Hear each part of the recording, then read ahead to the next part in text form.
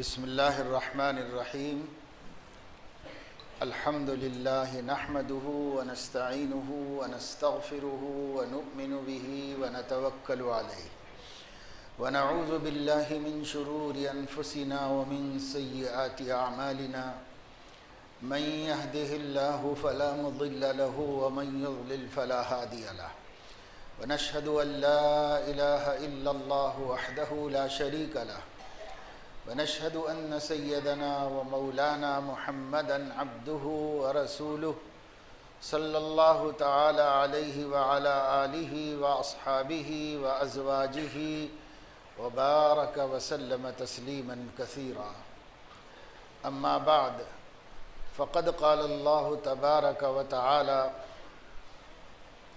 يا أيها الذين آمنوا إذا لقيتم فئة فاثبتوا واذكروا الله كثيرا لعلكم تفلحون وأطيعوا الله ورسوله ولا تنازعوا فتفشلوا وتذهب ريحكم واصبروا إن الله مع الصابرين ولا تكونوا كالذين خرجوا من ديارهم بطرا ورئاء الناس ويصدون عن سبيل الله वल्लाहु बिमा यामलून मुहीत सदक़ल्लाहुल अज़ीम।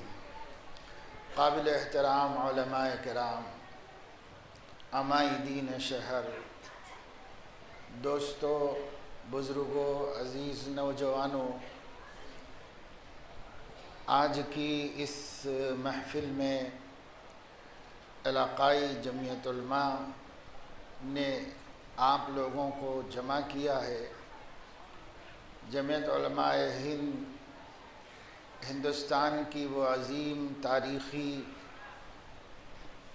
जमात है जिसने इस मुल्क की क़िस्मत को संवारा है और इस मुल्क के हालात को बदला है।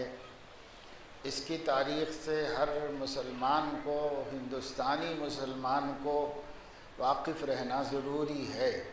अपने उलमा से इसके बारे में जानें और अपने आप को जमीयत उलमा से वाबस्ता करें और उसे जोड़ें, उसकी अददी क़ुव्वत को, मैन पावर को बढ़ाएं और हर ज़रूरत के मौके पर जमीयत की आवाज़ पर मिल्लत की खिदमत के वास्ते और इस मुल्क को मसाइल और मसाइब से बचाने के वास्ते आगे बढ़ें और उलमा को मजबूत करें और उनका साथ दें।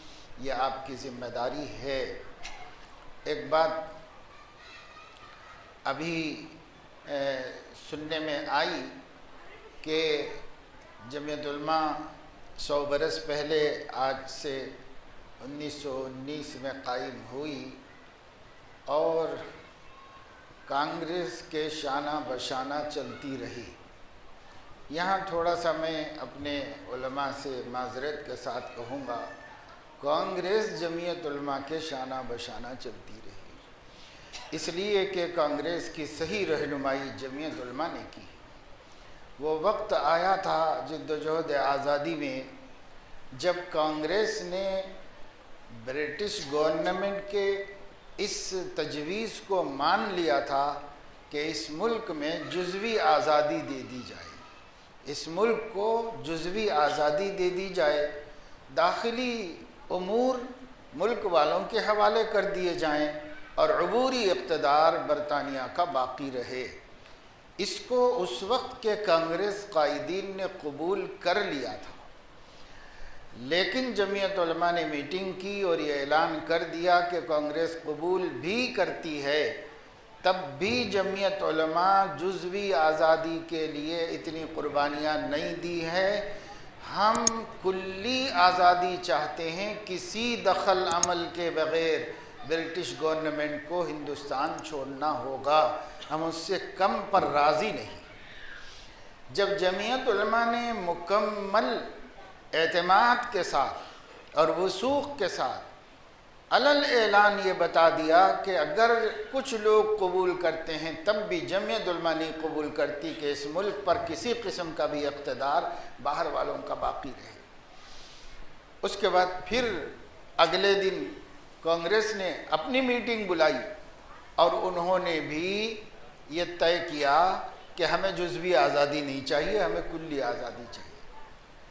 अगर हमारे उलमा की बसीरत और उनकी दूर अंदेशी और उनकी फिरासत ईमानी उस वक्त काम न करती तो शायद आज भी हम बरतानिया के ग़ुलाम होते और हम इस मुल्क के अंदर अपनी खुद मुख्तारी और आज़ादी के साथ ज़िंदगी नहीं गुजार सकते। ये जमीयत उलमा है जिसने हर नाजुक मोड़ पर इस मिल्लत को, इस मुल्क को सही रास्ता दिखाया है।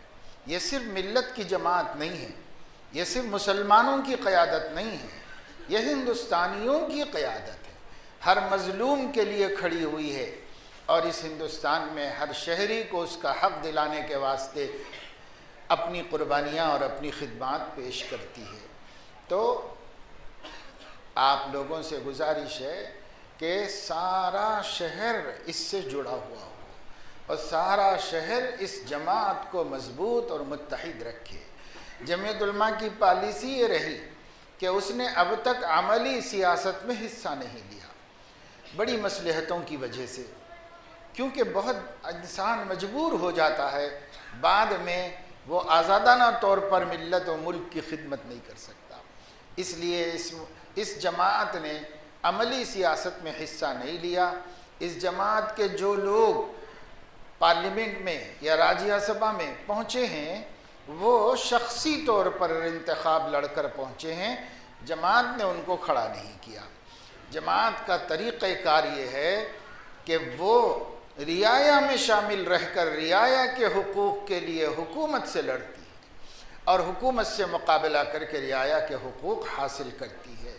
और जमीयत की ये भी खूबी है कि जमीयत मसाइल को सस्ती शोहरत की शक्ल दे करके मसले को और पेचीदा नहीं बनाती, बल्कि खामोश तरीक़े पर हुक्मरानों को तैयार करके आमादा करके मसले का हल निकाल लेती है। ये बहुत सी खूबियाँ हैं जो दूसरी जमातों के मुकाबले में जमीयत उलमाए हिंद की है और ये शाख है जमीयत उलमाए हिंद की। तो ये हजरात जो माशाअल्लाह काम कर रहे हैं, जिस कदर भी कर रहे हैं, आप हजरात जितना मजबूत करेंगे जमीयत मजबूत होती है। पब्लिक से असल ताकत हासिल होती है, फिर ये कायदीन की ताकत बनती है, फिर ये इलाक़ों की ताकत बनती है, फिर ये ताकत इस सिटी को मजबूत करती है, ज़िले की क़यादत को, और ज़िलों की क़यादतें सूबाई क़यादत को मजबूत करती है और सूबाई क़यादतें मिलकर मरकज़ को मजबूत व मुत्तहिद करती हैं। इसलिए काम आपसे शुरू होता है, नीचे से मजबूती चलती है और ऊपर जाकर फल लाती है। जैसे जड़ें होती हैं, जड़ें असल होती हैं, वो जड़ें सलामत हैं, अपना काम कर रही हैं, तो फिर दरख्त पे फूल भी लगते हैं, फल भी लगते हैं। इसी तरीक़े से आप जड़ हैं जमीयत उलमा की, अगर आप लोग इसके साथ मजबूत जुड़े हुए हैं तो आपकी सलाहियतों से पूरे मुल्क की जमीयत उलमा फलेगी, फूलेगी, इंसानियत को फ़ायदा और साया देगी। ये मुख्तसर सी बात मैंने इसलिए जमीयत के हवाले से कर दी कि ये प्रोग्राम जमीयत उलमाए हिंद की इस कस्बे की शाख के तहत में वजूद में आ रही है और ज़िले के ज़िम्मेदारान भी मौजूद हैं और सब लोगों की मौजूदगी में तो मैंने आपसे एक जमीयत के हवाले से एक बात की। दूसरे ये कि इस मजमे में जब मैं बेलगाम से मालूम कर रहा था तो ये मुझे पता चल रहा था कि यहाँ पर मसाजिद के सदूर और ज़िम्मेदारान और मुतवल्लियान को जोड़ा गया है। तो मैंने एक जहन बनाया कि इन लोगों से बड़ी अहम और ज़रूरी बात करनी, लेकिन फिर यहाँ पहुँचने के बाद मालूम हुआ कि इसके अंदर माशाअल्लाह से शहर के अवाम भी बड़ी तादाद में मौजूद हैं, अइम्मा भी मौजूद हैं और उलमा और हुफ़्फ़ाज़ और मशाइख़ से ताल्लुक़ रखने वाले एक बड़ा तबका यहाँ पर मौजूद है।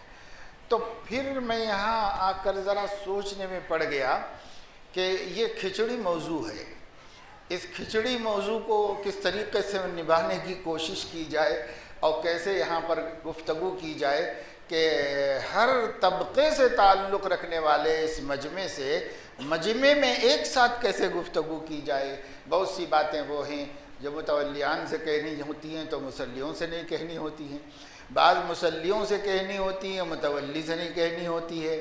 बाज़ मशाइख के तबक़े को ज़ेब देती हैं, बाज़ उलमा को मुतफ़क्किर करने वाली बातें होती हैं, बाज़ ताजरीन को, शहर की पब्लिक को, अवाम से। तो लेकिन अब ये एक गुलदस्ता इन हजरात ने बना दिया है इसको, तो आप दुआ करें कि अल्लाह ताला हाज़रीन में जिन जिन तबक़ों की नुमाइंदगी हो रही है, अल्लाह अपने करम से सबके नफ़े के लिए कोई बात हमसे करा दे। मैंने जैसे जमीयत उलमा के लिए एक मुख्तसर सी बात की है, एक मुख्तसर सी बात जो है ज़िम्मेदारान मसाजिद के लिए भी कर दूंगा, फिर आम बात मुसलमानों की, हम सब की इस्लाह व फलाह की इंशाअल्लाह ताला अल्लाह की तौफीक से करेंगे। जितने भी हजरात यहाँ पर मसाजिद कमेटियों से ताल्लुक़ रखने वाले हैं, मुतवल्ली हैं, ज़िम्मेदार हैं, सब हैं, तो वो जो भी हों, जहाँ भी बैठे हुए हों, मैं उनसे एक उमूमी बात कहूँगा, कोई शिकायत की बात नहीं और कोई किसी किस्म की उनकी तनकीस की बात नहीं, एक आम बात, ज़िम्मेदारी की बात कि मस्जिद जो है ये मरकज़ मिल्लत है, मरकज़ इस्लाम है। मस्जिद इस्लाम में इसीलिए बनाई जाती है कि मस्जिद से जुड़कर इस बस्ती के मुसलमानों का ईमान और इस्लाम महफूज रहे, बाकी रहे, इसके लिए मस्जिद है। हम अल्लाह के बंदे हैं, हम अल्लाह के गैर की इबादत नहीं करते और किसी को शरीक नहीं करते, इसलिए ये तौहीद का मरकज़ है। यहाँ से अल्लाह की वहदानियत, वहदत रुबूबियत, वहदत उबूदियत और वहदत हुकूमत का हम ऐलान करते हैं और उसी की इत्तिबा करते हैं। मस्जिद ऐसी जगह है कि हर मुसलमान को यहाँ आना ज़रूरी है। हुज़ूर अकरम सल्लल्लाहु अलैहि वसल्लम का इरशाद गिरामी है, ला सलाता लिजारिल मस्जिद इल्ला फिल मस्जिद। मस्जिद के पड़ोसियों की नमाज मस्जिद ही में अदा होती है, घर में या मस्जिद के बाहर अदा नहीं होती। ये और बात है कि शारहीन हदीस कहते हैं अदा नहीं होने का मतलब नमाज तो हो जाती है, फ़र्ज़ तो अदा हो जाता है, पर उसके जो फ़वाइद हासिल होने चाहिए, जो मकसद है मस्जिद के बनाने और जमात के मुतय्यन करने का, वो फ़ौत हो जाता है, वो हासिल नहीं होता। इसलिए अवामुन्नास को तो मस्जिद से जुड़ना है और मस्जिद ही में नमाज पढ़ने का एहतमाम करना है। एक बुज़ुर्ग थे, बरस तक बाजमात नमाज पढ़ने के आदी थे, बरसों से नमाज जमात से पढ़ते थे। एक दिन मेहमान आ गए तो किसी मुश्किल में जहन इधर उधर हो गया होगा, तो वो मस्जिद नहीं जा सके। उन्हें पता चला कि भाई मस्जिद की जमात हो गई है, तो उनको बड़ा अफसोस हुआ और मेहमानों के जाने के बाद उन्होंने इशा की नमाज़ पढ़ी और ये सोच करके कि अगर मैं मस्जिद में पढ़ता तो 27 गुना ज़्यादा अजर मिलता था, जिससे आज मैं महरूम हो गया। तो उन्होंने इशा की नमाज 27 दफ़े पढ़ी, सवाब कम होने से बचने के वास्ते कि कहीं मेरी एक नमाज का सवाब कम ना हो जाए। 27 दफ़े अदा की ताकि पूरा सवाब मुझे मिल जाए। उस दिन फिर उसके बाद थक गए और सो गए, तो उन्होंने ख्वाब में देखा कि बस्ती वालों का एक काफ़िला कहीं जा रहा है, घोड़ों पर सवार जा रहे हैं लोग और ये भी सवारी पर सवार हैं, मगर उनसे बहुत पीछे अकेले हैं और वो सब लोग मिलकर आगे निकल गए हैं। ये अपने घोड़े को एड़ लगा रहे हैं, भगा रहे हैं, कोशिश कर रहे हैं और कोशिश कर रहे हैं। उनका घोड़ा हाँफते हाँफते थक गया, मगर ये जितना दौड़ाते हैं वो काफिला और उतना आगे निकल जाता है। थोड़ी देर के बाद जब इनकी भगाते भगाते थक गए तो उस काफिले में से किसी ने पलट के देखा, भाई ये क्या हो रहा है, पीछे घोड़ा क्यों इतना हाँप रहा है, कांप रहा है। तो देखा कि एक आदमी कोशिश कर रहे हैं हम लोगों से मिलने की, लेकिन मिल नहीं पा रहे। तो उस शख्स ने उनसे कहा कि हज़रत इतनी मेहनत मत करो, आप हमसे मिल नहीं सकते। उन्होंने कहा मैं तो बहुत कोशिश कर रहा हूँ कि साथ हो जाऊँ साथियों के।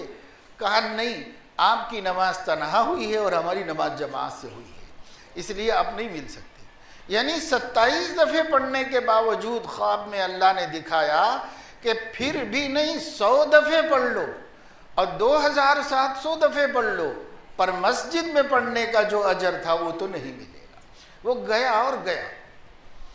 तो इसलिए आवाम को तो भाई मस्जिद से ऐसा रिश्ता मजबूत करना है, ऐसा रिश्ता मजबूत करना है कि हर कीमत मस्जिद में नमाज पढ़िए।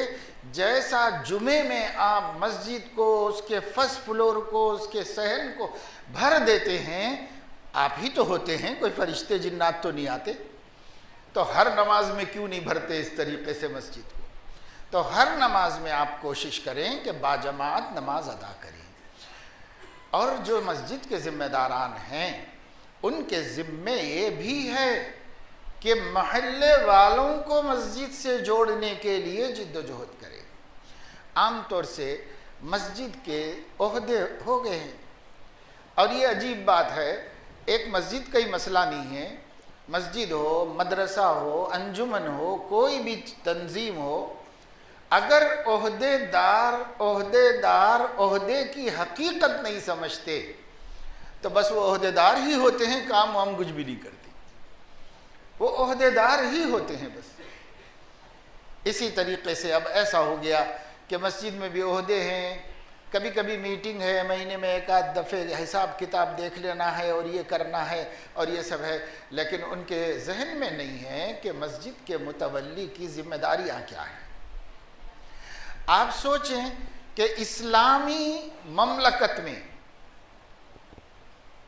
जो सबसे पहली मस्जिद है वो मस्जिद नबवी शरीफ है, क्योंकि उस वक़्त तक हुज़ूर अलैहिस्सलाम हिजरत करके, अफजल तो हरम शरीफ की मस्जिद है, लेकिन आप वहाँ मौजूद नहीं थे, मदीने मुनव्वरा में मौजूद थे, और जो निज़ाम इस्लामी बना रहे थे वो मदीने में बना रहे थे, और जो मस्जिद वहाँ की सबसे बड़ी मस्जिद थी वो मस्जिद नबवी शरीफ थी।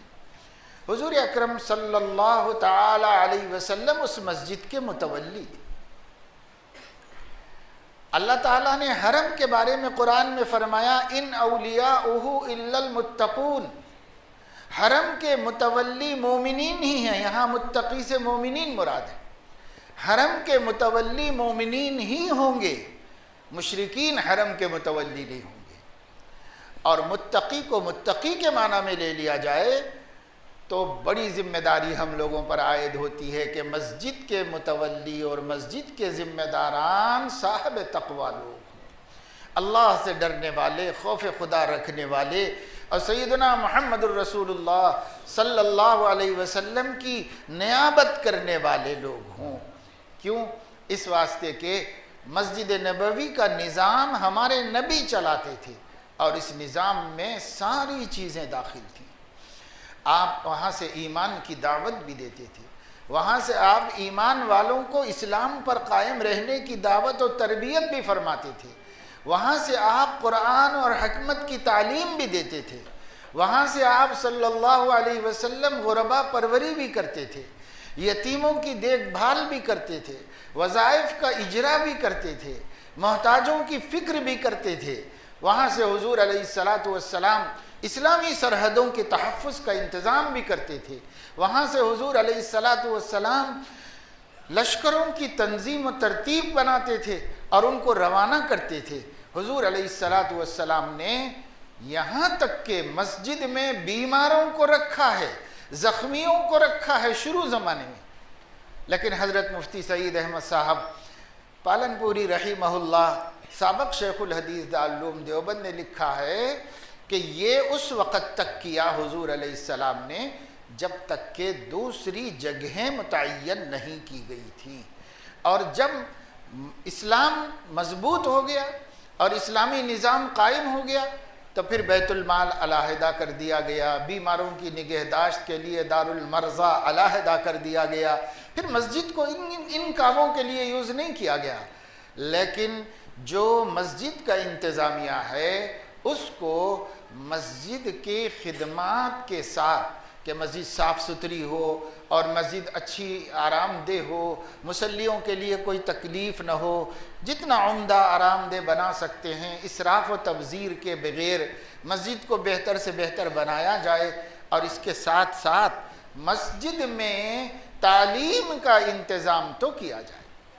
इस वास्ते के हुजूर अलैहिस्सलाम ने सोशल एक्टिविटीज़ को मस्जिद से अलहदा किया आखिर ज़माने में, लेकिन मजहबी खिदमत मस्जिद ही के साथ कायम रही। इसलिए यहाँ तालीम का इंतज़ाम हो।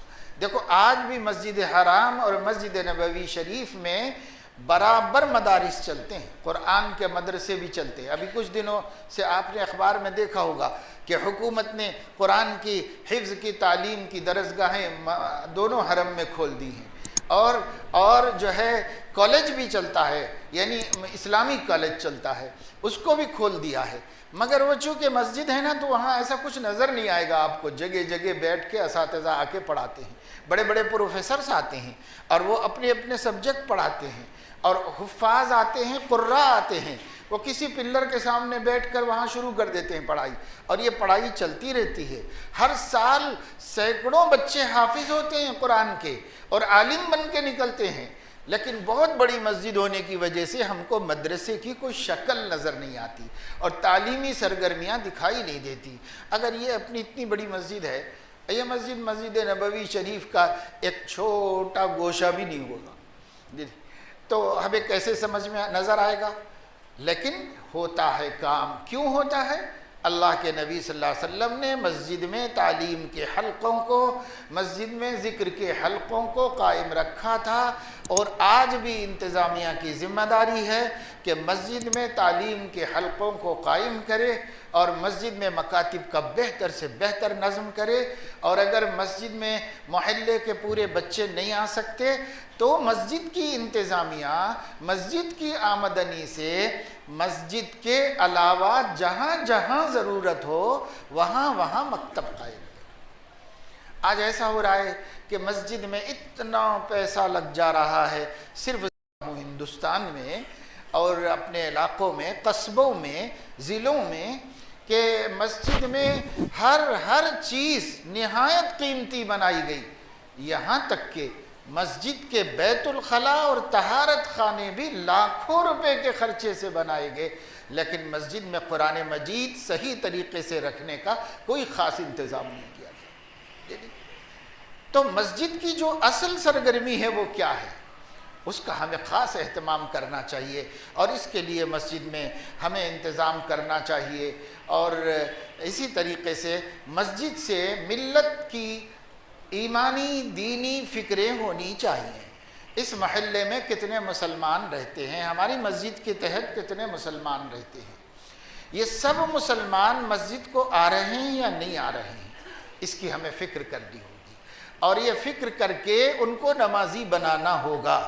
अगर हम ये कह के बैठेंगे कि साहब वो तो लोगों को जो मस्जिद में लाने का काम तबलीग वालों का है, अब फलां काम फलां का है, तो मेरा क्या काम है?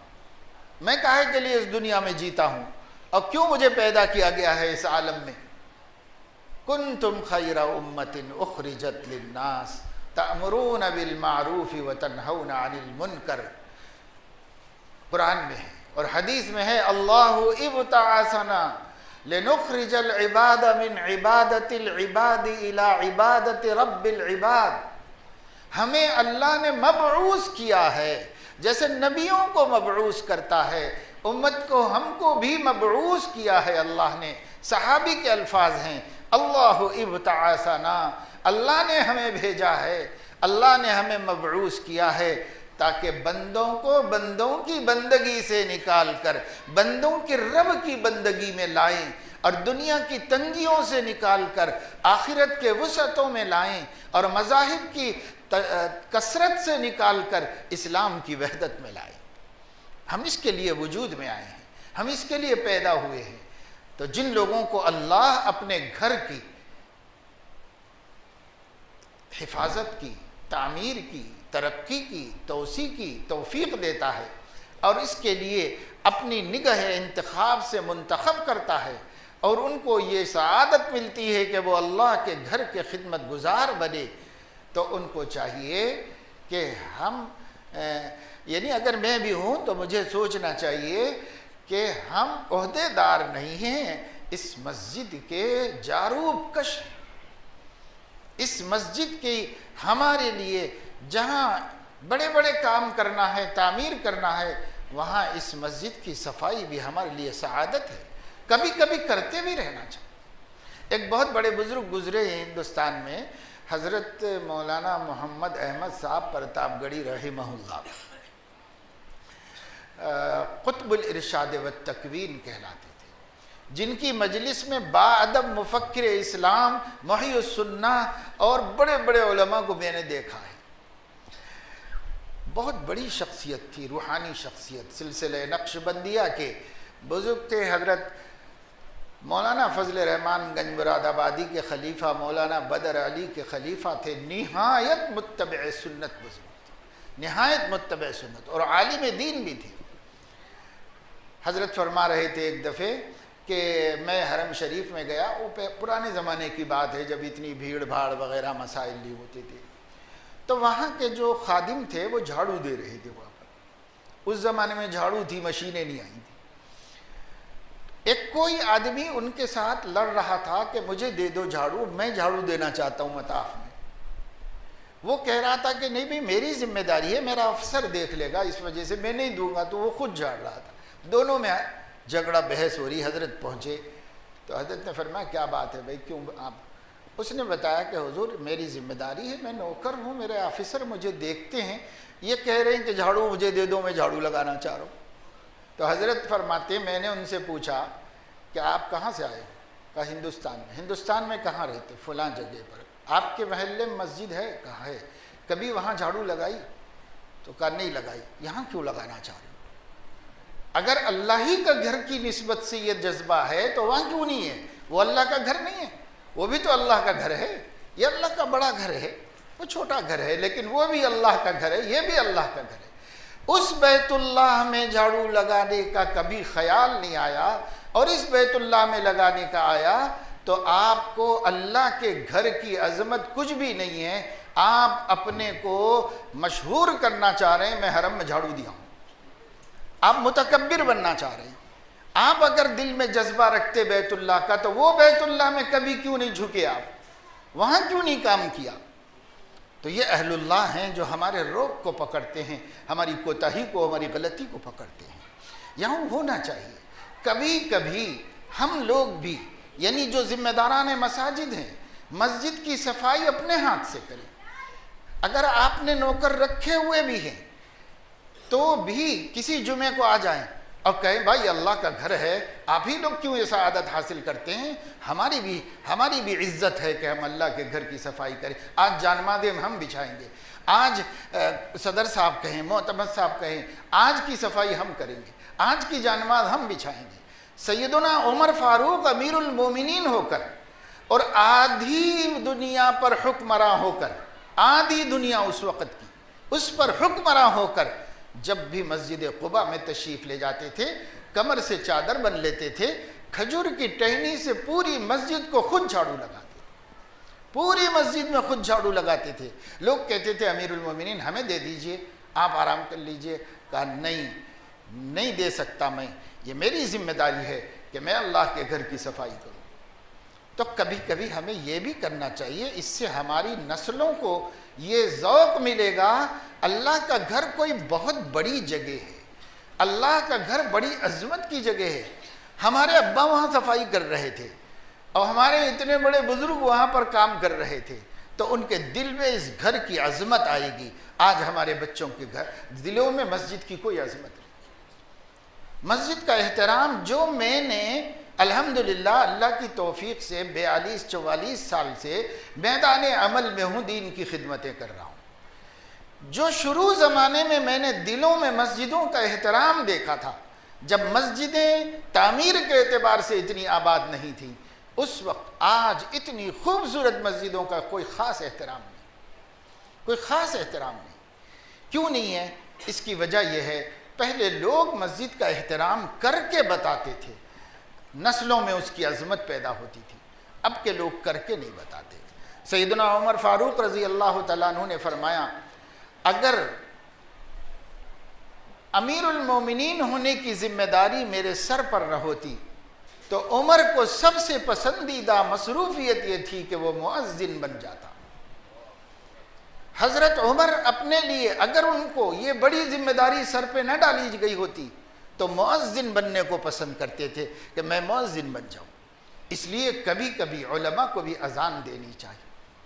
हमेशा कोई कम हैसियत का आदमी मुअज्जिन बनाया जाता है और जैसी तैसी अजान देता है।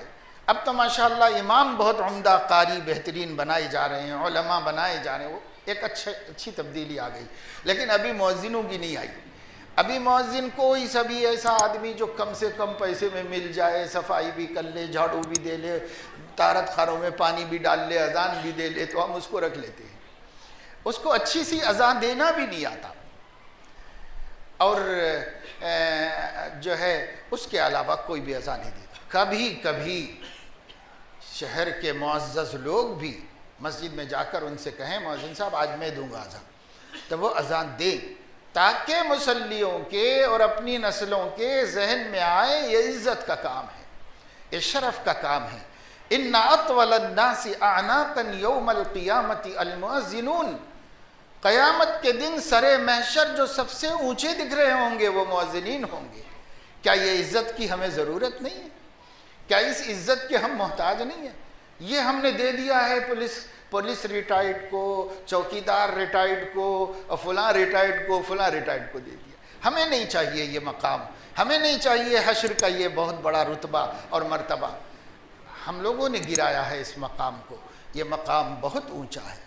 हुज़ूर अलैहिस्सलातु वस्सलाम ने इरशाद फरमाया है अल इमामु ज़ामिनुन वल मुअज्जिनु मुअतमिनुन, इमाम मुक़्तदियों की नमाज का ज़िम्मेदार है और मुअज्जिन अमीन है कि उन्हें अमानतदारी से टाइम महफूज रख कर वक्त पर अजान कहना चाहिए। लोगों को जमा करें, जमात न छूटे। लोगों को जमा करने में टाइम हुआ कि नहीं हुआ इसका माहिर हो और इसका जानने वाला हो। तो बहरहाल मसाजिद के निज़ाम को इस्लामी शरीयत के मुताबिक, एक किताब हज़रत मौलाना मुफ्ती ज़फ़ीरुद्दीन साहब रहिमहुल्लाह की है, गालिबन मुझे उनका नाम जहन में है, इस्लाम का निज़ाम मसाजिद। इस्लाम का निज़ाम मसाजिद हमारे उलमा या जमीयत उलमा ये किताब मंगा कर हर मस्जिद के मुतवल्ली साहब के पास हदिये में पेश करती। वो पढ़ लें और जान लें कि इस्लाम का निज़ाम मसाजिद क्या है, ताकि हम इस वक्त में मस्जिद को ज़रिए से पूरे मुसलमानों को मुत्तहिद करने में कामयाब हों। हम मस्जिद के ज़रिए से मुसलमानों के मुस्तक़बिल में उनके तहफ़्फ़ुज़ का सामान करें। हम मस्जिद के ज़रिए से काम करें। ये नहीं मतलब है कि मैं आप मस्जिद में जिम कायम करो और आप मस्जिद के अंदर ये करो वो करो, ये नहीं मैं कह रहा हूँ। मैं ये कह रहा हूँ मुसलमानों को जोड़ो, मुसलमानों को मुत्तहिद करो और मुसलमान अल्लाह के घर के हवाले से बिला तकल्लुफ़ जुड़ जाएंगे। हर जगह जोड़ने से, अगर कोई किसी के घर में जोड़ता है, मैं एक जगह तफसीर करने गया तो मस्जिद में बहुत से लोग करते थे, वो मस्जिद वालों ने मुझे मना कर दिया था कि साहब आप हमारी मस्जिद में मत कीजिए। तो महल्ले में एक साहब ने पेशकश किया कि हमारे घर में कीजिए, तो हम उनके घर में तफसीर करते थे। तो लोग आधे हो गए। मैंने लोगों से पूछा कि भाई वहाँ जितने शौक़ से लोग पूरे बैठ रहे थे, अब आधे क्यों आ रहे हैं यहाँ पर? तो एक साहब ने बताया कि साहब ये साहब से सबको इत्तेफाक नहीं है, ये साहब से बहुत से लोगों को इख्तिलाफ़ है। तो मैंने कहा अब किसी और के घर में बैठूंगा तो उनसे इन लोगों को इख्तिलाफ़ होगा, लिहाजा शख्सियतों से इख्तिलाफ़ हो सकता है और घरों से इख्तिलाफ़ हो सकता है और जो है दुकानों से, बाज़ारों से इख्तिलाफ़ हो सकता है, महल्लों से इख्तिलाफ़ हो सकता है, पर अल्लाह से और अल्लाह के घर से क्या इख्तिलाफ़ हो सकता है? इसलिए इसको बनाएं हम मरकज़, इसको बनाएं मकनातीस और इस मकनातीस से पूरे हीरे जोड़ ले, हम इसको चिमटा लें और करीब कर ले। तो इस काम के लिए एक तो हमारे ज़िम्मेदारान मसाजिद इसका ख्याल रखें कि मस्जिद में चंदे से ज़्यादा डेकोरेशन न किया जाए। अगर कोई अकेले साहब अपने पैसे से कर देना चाह रहे हैं तो इजाज़त है, लेकिन चंदे के पैसे से इजाज़त नहीं है। इस मसले को आप उलमा से मालूम करें तफसील से। ज़रूरी सफाई, उम्दा बनाना, मजबूत बनाना, आरामदेह बनाना, ये सब ज़रूरत में दाखिल है, लेकिन डेकोरेशन जो है वो चंदे के पैसे से हम नहीं कर सकते कि हर देने वाला राज़ी है या नहीं राज़ी है, इसका हम पता नहीं चला सकते। इस वजह से इसको कम करें और सफाई को ज़्यादा कर दें, सहूलतों को ज़्यादा कर दें।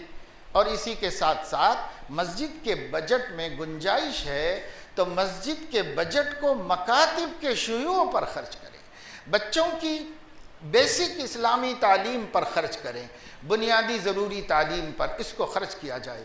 बाज़ जगहों पर हमने देखा तवज्जो दिलाने से बाज़ मस्जिदों में इतना पैसा था कि उन्होंने 50 मकतब का खर्च उठा दिया। कितना बड़ा मसला उलमा का हल हो गया। मैं तमिलनाडु के बाज़ इलाक़ों में गया तो वहाँ पर देखा कि बाज़ मस्जिदों में इतना पैसा है बैंक के अंदर कि उसके सूद ने उस पैसे को दुगना कर दिया। इतना पैसा पड़ा हुआ है, लाखों लाख रुपया।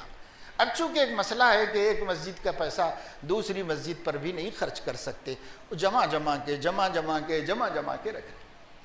आज से कोई 20-25 साल पहले मुझे बम्बई में पता चला था कि बम्बई की जामा मस्जिद के अकाउंट में 4 लाख रुपए सूद का पड़ा हुआ है।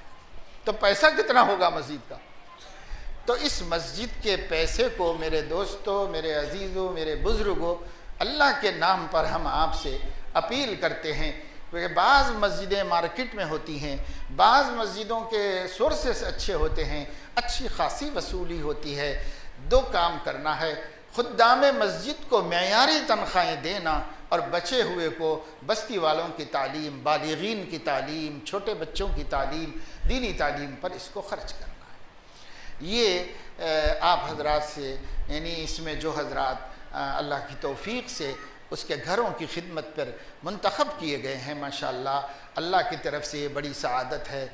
ये सआदत आपको मुबारक भी हो और एक जो है मुसाफिर भाई की फरियाद समझकर आप इन बातों पर गौर कर लें और इसके लिए उलमा से मशवरा करके मस्जिद की कितनी सरगर्मियाँ मिल्लत को फ़ायदा पहुँचा सकती हैं, इस पर गौर करें, इस पर संजीदगी से गौर हो। और इसके लिए आप लोग अगर आगे बढ़ेंगे तो मैं समझता हूँ कि इंशाअल्लाह जो दीनी काम मिल्लत के तहफ़्फ़ुज़ के लिए हो रहे हैं उसमें 4 चांद लग जाएंगे। सब लोग इसके उलमा से वाबस्ता हो जाएं और जमीयत उलमा से जुड़ कर ये कहें कि भाई आप लोग हमारी मस्जिद के लिए भी अगर कोई एक्टिविटीज़ मुनासिब समझते हैं तो आप पेश कीजिए, हम उसको पास करेंगे और उसको नाफिज करेंगे अपनी मस्जिदों के अंदर।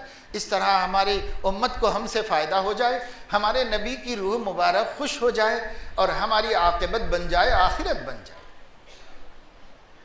हमें दुनिया में इसी तरीक़े से रहना चाहिए। आए हैं दुनिया में तो कुछ काम करके चलें, जग में रोशन नाम करके चलें। हमें कुछ करके जाना है, कोई भी हमें याद न रखे तो क्या फ़ायदा है, या बुराई से याद रखे तो क्या फ़ायदा है।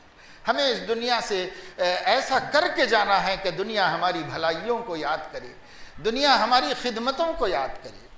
आज भी पिछले लोगों को देखिए किस किस तरीक़े से हम याद करते हैं। जब उन्होंने अपने पीछे अच्छे कारनामे छोड़े हो तो हम उसे याद करते हैं।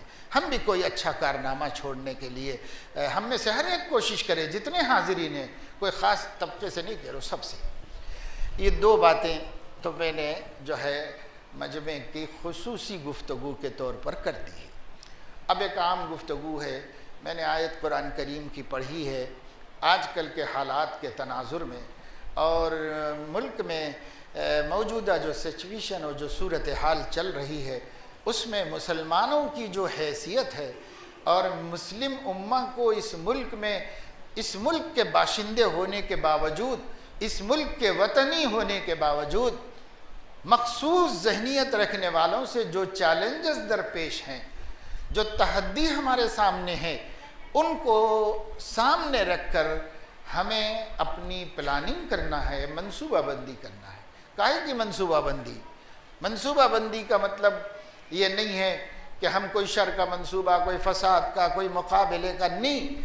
हमें अपने आप को मजबूत करने के लिए, हमें अपने आप को महफूज करने के लिए, मिन हैसुल उम्मत मजबूत होने के लिए और मिन हैसु हुवल हिंदी, इस मुल्क के बाशिंदे होने की हैसियत से हमें अपने को मजबूत करना है। हमें इस मुल्क के दस्तूर ने वो तमाम हुकूक दिए हैं जो इस मुल्क की अक्सरियत को दिए हैं, हमें भी सब हुकूक हासिल है। यहाँ अक्सरियत अक़लियत का दस्तूर में कोई तकसीम नहीं की गई है। दस्तूर में हिंदुस्तान की छोटी सी छोटी अक़लियत को भी 100% बराबर हक दिया गया है। इस मुल्क के अंदर सबके हक यकसा रखे गए हैं। हमारे आइन में एक दफ़ा बुनियादी हुकूक में ये है, इस मुल्क में हिंदुस्तान में किसी शहरी को उसके मज़हब की वजह से, उसके रंग की वजह से, उसके नस्ल की वजह से, उसकी कौमियत की वजह से, उसके कल्चर की वजह से कोई इम्तियाज़ हासिल नहीं होगा। सबको एकसा समझा जाएगा और सबको एकसा रखा जाएगा। ये हमारे मुल्क का दस्तूर हमें दिया है। हम दस्तूर नहीं पढ़ते, हमें दस्तूर पढ़ना ऐसा समझते हैं, दस्तूर पढ़ना वकीलों का काम है, खाली दस्तूर सिर्फ जज पढ़ेगा ये समझते हैं। अगर ऐसा है तो मुल्क की हर राय जुबान में दस्तूर को क्यों छापा जाता है? ये इस मुल्क के बाशिंदों का हक है, इस मुल्क के हर शहरी का हक है कि वह हुकूमत से मांगे कि हमें दस्तूर दिखाओ, हम दस्तूर पढ़ना चाहते हैं, पढ़ाना चाहिए। और मैं तो कहता हूँ कि हमारे जो दीनी मदारिस हैं, दीनी मदारिस में भी आखिर साल के जो उलमा फज़ला होने जा रहे हैं, उनके खारिजी मुताले में या उनके लिए ज़ायद किताब के तौर पर दस्तूर हिंद पढ़ाना चाहिए। उन्हें उनके सामने उसकी तालीम होनी चाहिए। दस्तूर हिंद पढ़ते नहीं हम। जब तक शहरियों को अपने हुकूक का इल्म नहीं होगा, वो अपने हुकूक का अपने को हकदार कैसे समझे और उसके लिए वो मुतमईन कैसे होंगे कि भाई ये तो मेरा हक है, मैं ये हक तो गवर्नमेंट से ले सकता हूँ, गवर्नमेंट नहीं देती तो मैं कोर्ट को कचहरी को खटखटा के वहाँ से लेके आ सकता हूँ, ये मेरा हक है। क्यों? इस वास्ते कि हुकूमत का काम दस्तूर की रोशनी में हुक्मरानी करना है और अदालत का काम दस्तूर की खिलाफ वर्जी की निगरानी करना और दस्तूर को नाफिज करना है। इसलिए इस मुल्क का असल हुक्मरान आइन है, दस्तूर है। ये दस्तूर यहाँ की पार्लियामेंट और राज्य सभा का भी हुक्मरान है और ये दस्तूर जो है यहाँ की अदालतों का भी हुक्मरान है। अलबत्ता पार्लियामेंट को दस्तूर बनाने का हक है, दस्तूर बदलने का हक है, दस्तूर में तरमीम व इजाफे का हक है। वो आए दिन होती रहती हैं और जो होता है वो फिर अगले एडिशन में छप जाता है। इसलिए हमें न्यू एडिशन लेकर तालीम याफ्ता मुसलमानों को अंग्रेज़ी में पढ़ लेना चाहिए और जो लोग उर्दू मीडियम हैं उनके लिए उर्दू में मौजूद है, आम फहम है बिल्कुल। ऐसे एडिशन भी मौजूद हैं कि अंग्रेज़ी उर्दू मिलाकर के एक साथ छाप दिए गए हैं। हर एक्ट अंग्रेज़ी में भी पढ़ लीजिए, उर्दू में भी समझ लीजिए उसको। हमें जानना चाहिए इस मुल्क ने हमें पूरी आज़ादी दी हुई है। हम अक़लियत, हमें ज़बरदस्ती कह दिया गया है। किसी के अक़लियत कह देने से हमने अपने को अक़लियत क्यों मान लिया है? हम अक़लियत थोड़े ही हैं। हम इस मुल्क की, अगर इस मुल्क के मज़ाहिब की बुनियाद पर तक़सीम की जाए तो मुसलमान सबसे बड़ी वहदत है और सबसे बड़ी अक्सरियत है। मुसलमानों से ज़्यादा अक्सर कोई भी नहीं है। आपको आप जो भी मान लो, चलो जो अखबारात में आता है, जो कहा जाता 20 करोड़ मुसलमान, चलो 18 करोड़ 20 करोड़ जो भी कहा जा रहा हो, अगर आप इतने मुसलमान हैं, अगर आप जायज़ा लेंगे तो आपको पता चलेगा कि अलग अलग धर्मों में, अलग अलग कल्चरों में बटे हुए हिंदुस्तानियों की तादाद अलग कर ली जाए तो कोई 20 करोड़ नहीं है, मुसलमान 20 करोड़ है। यूँ कहना चाहिए था कि सबसे बड़ी अक्सरियत, तो उसे कहा गया है सबसे बड़ी अक़लियत। हमने भी आमन्ना सद्दक़ना कहा, हम अक़लियत हैं भाई, हम क्या कर सकते हैं, हम अक़लियत हैं, हम क्या करें, मजबूर हैं, हम अक़लियत हैं। तो हमें ज़बरदस्ती एक घूंट पिलाया गया है, हमने पी लिया और उससे उनको जो फ़ायदा होना था वो हो गया और हमको जो नुकसान होना था वो हो गया। इसलिए अक्सरियत से अगर ये मुराद है कि नॉन मुस्लिम्स, तो बेशक वो अक्सरियत है। और अगर अक्सरियत से कौम की, अक़वाम की बुनियाद पर अक्सरियत अक़लियत का मसला है, हम अक्सरियत हैं, हम अक़लियत नहीं। हिम्मत बंधाओ, अपने को कमज़ोर मत समझो, अपना हम एक कुव्वत है, हम एक ताकत हैं बहुत बड़ी। हमारे बिखराव की वजह से, हमारे शिराजे के बिखर जाने की वजह से, हमारे दरमियान में इख्तिलाफ और इंतशार की हवा चलने की वजह से, हम हर जमात के टुकड़े हो जाने की वजह से आज हमें कमज़ोर समझा गया, हम कमज़ोर हो गए। वरना इस मुल्क में 70 बरस तक कांग्रेस हुक्मरानी करती रही थी तो आपके सपोर्ट से करती रही थी, वरना वो कभी बिखर गई होती, आपके सपोर्ट से चलती रही मुसलमानों के। अब सुब्रमण्यम स्वामी ने एक इंटरव्यू दिया था शुरू जब ये बीजेपी की हुकूमत बनी थी, खुले आम एक इंटरव्यू दिया था। पूरी हिंदुस्तान ने सुना, पूरी दुनिया ने सुना, इसलिए हमें उसके दोहराने में कोई हर्ज की बात नहीं। क्यों मालूम? वो ये था कि इंटरव्यू लेने वाले ने पूछा कि आपकी इलेक्शन की, इंतखाबात की पॉलिसी क्या है? तो उन्होंने कहा कांग्रेस की ये पॉलिसी थी कि वो हिंदुओं को फ़िरक़ों में बांटकर मुसलमानों को जोड़कर उनके वोटों से हुकूमत करती रही, जीतती रही। अब हमारी ये पॉलिसी है बीजेपी की कि हम मुसलमानों को फ़िरक़ों में बांट करके, हिंदू को मुत्तहिद करके उनके बलबूते पर हुकूमत करेंगे। हमको मुसलमानों की ज़रूरत नहीं, उनके वोट्स की ज़रूरत नहीं। इंटरव्यू लेने वाले ने यह भी पूछा कि आप क्या बोल रहे हैं? इस वक्त मैं आपसे इंटरव्यू ले रहा हूं जो पूरी दुनिया सुन रही है। तो कहा सुनने दीजिए, जो हमारी पॉलिसी है वो हम बता रहे हैं। तो कहा मुसलमानों को कैसे बांटेंगे? उन्होंने कहा शिया सुन्नी में बांटेंगे, देवबंदी बरेलवी अहले हदीस में बांटेंगे, जमात इस्लामी तबलीगी जमात में बांटेंगे। एक एक नाम लेकर उसने कहा इंटरव्यू में कि हम इसे बांट देंगे, उनको उनके बंटवारे करते रहेंगे ताकि वो आपस में मुठभेड़ करते रहें और हम अपने हिंदू भाइयों को लेकर एक मजबूत हुकूमत बना लेंगे। हम ये किसी पे तोहमत नहीं लगा रहे, किसी पे इल्ज़ाम नहीं लगा रहे। एक मौजूदा हुक्मरान जमाअत के जिम्मेदार ने पब्लिकली इंटरव्यू देते हुए टीवी को बताया, तो हमें मालूम हो गया ना, उन्होंने अलग ऐलान बताया। उनको याद दिलाया गया कि आप जो बात बोल रहे हैं मेरे सामने नहीं बोल रहे हैं बल्कि दुनिया के सामने बोल रहे हैं। तो कहा हाँ, दुनिया ही के सामने बोल रहा हूँ, सबको सुनाना चाहता हूँ मैं। तो हमें पॉलिसी डिक्लेयर हो गई, हमारे सामने आ गई, समझ में आ गई। हर एक को हक है कि वो अपनी पॉलिसी बनाए। कोई भी जमात हो, कोई भी जमात अपनी पॉलिसी खुद वज़ा करेगी। हमें क्या हक है कि भाई हम उस पर एतराज़ करें? हमें कोई हक नहीं। लेकिन हम आपको ये बताना चाह रहे हैं, हम टूटते टूटते टूटते टूटते इतने हो गए कि हम मुट्ठी भर, हर जगह मुट्ठी भर, हर जगह मुट्ठी भर। हमारे मस्जिद में इख्तलाफ है, हमारे मोहल्ले में इख्तलाफ है, हमारे एक गली में रहने वाले 5-10 आदमियों के दरमियान इत्तेफाक नहीं है कि चलो अपन एक ही गली के हैं, इस गली की एक यूनिटी बना लें, एक ताकत बना लें। ये भी नहीं हो सकता हमसे, मोहल्ले को भी नहीं हो सकता।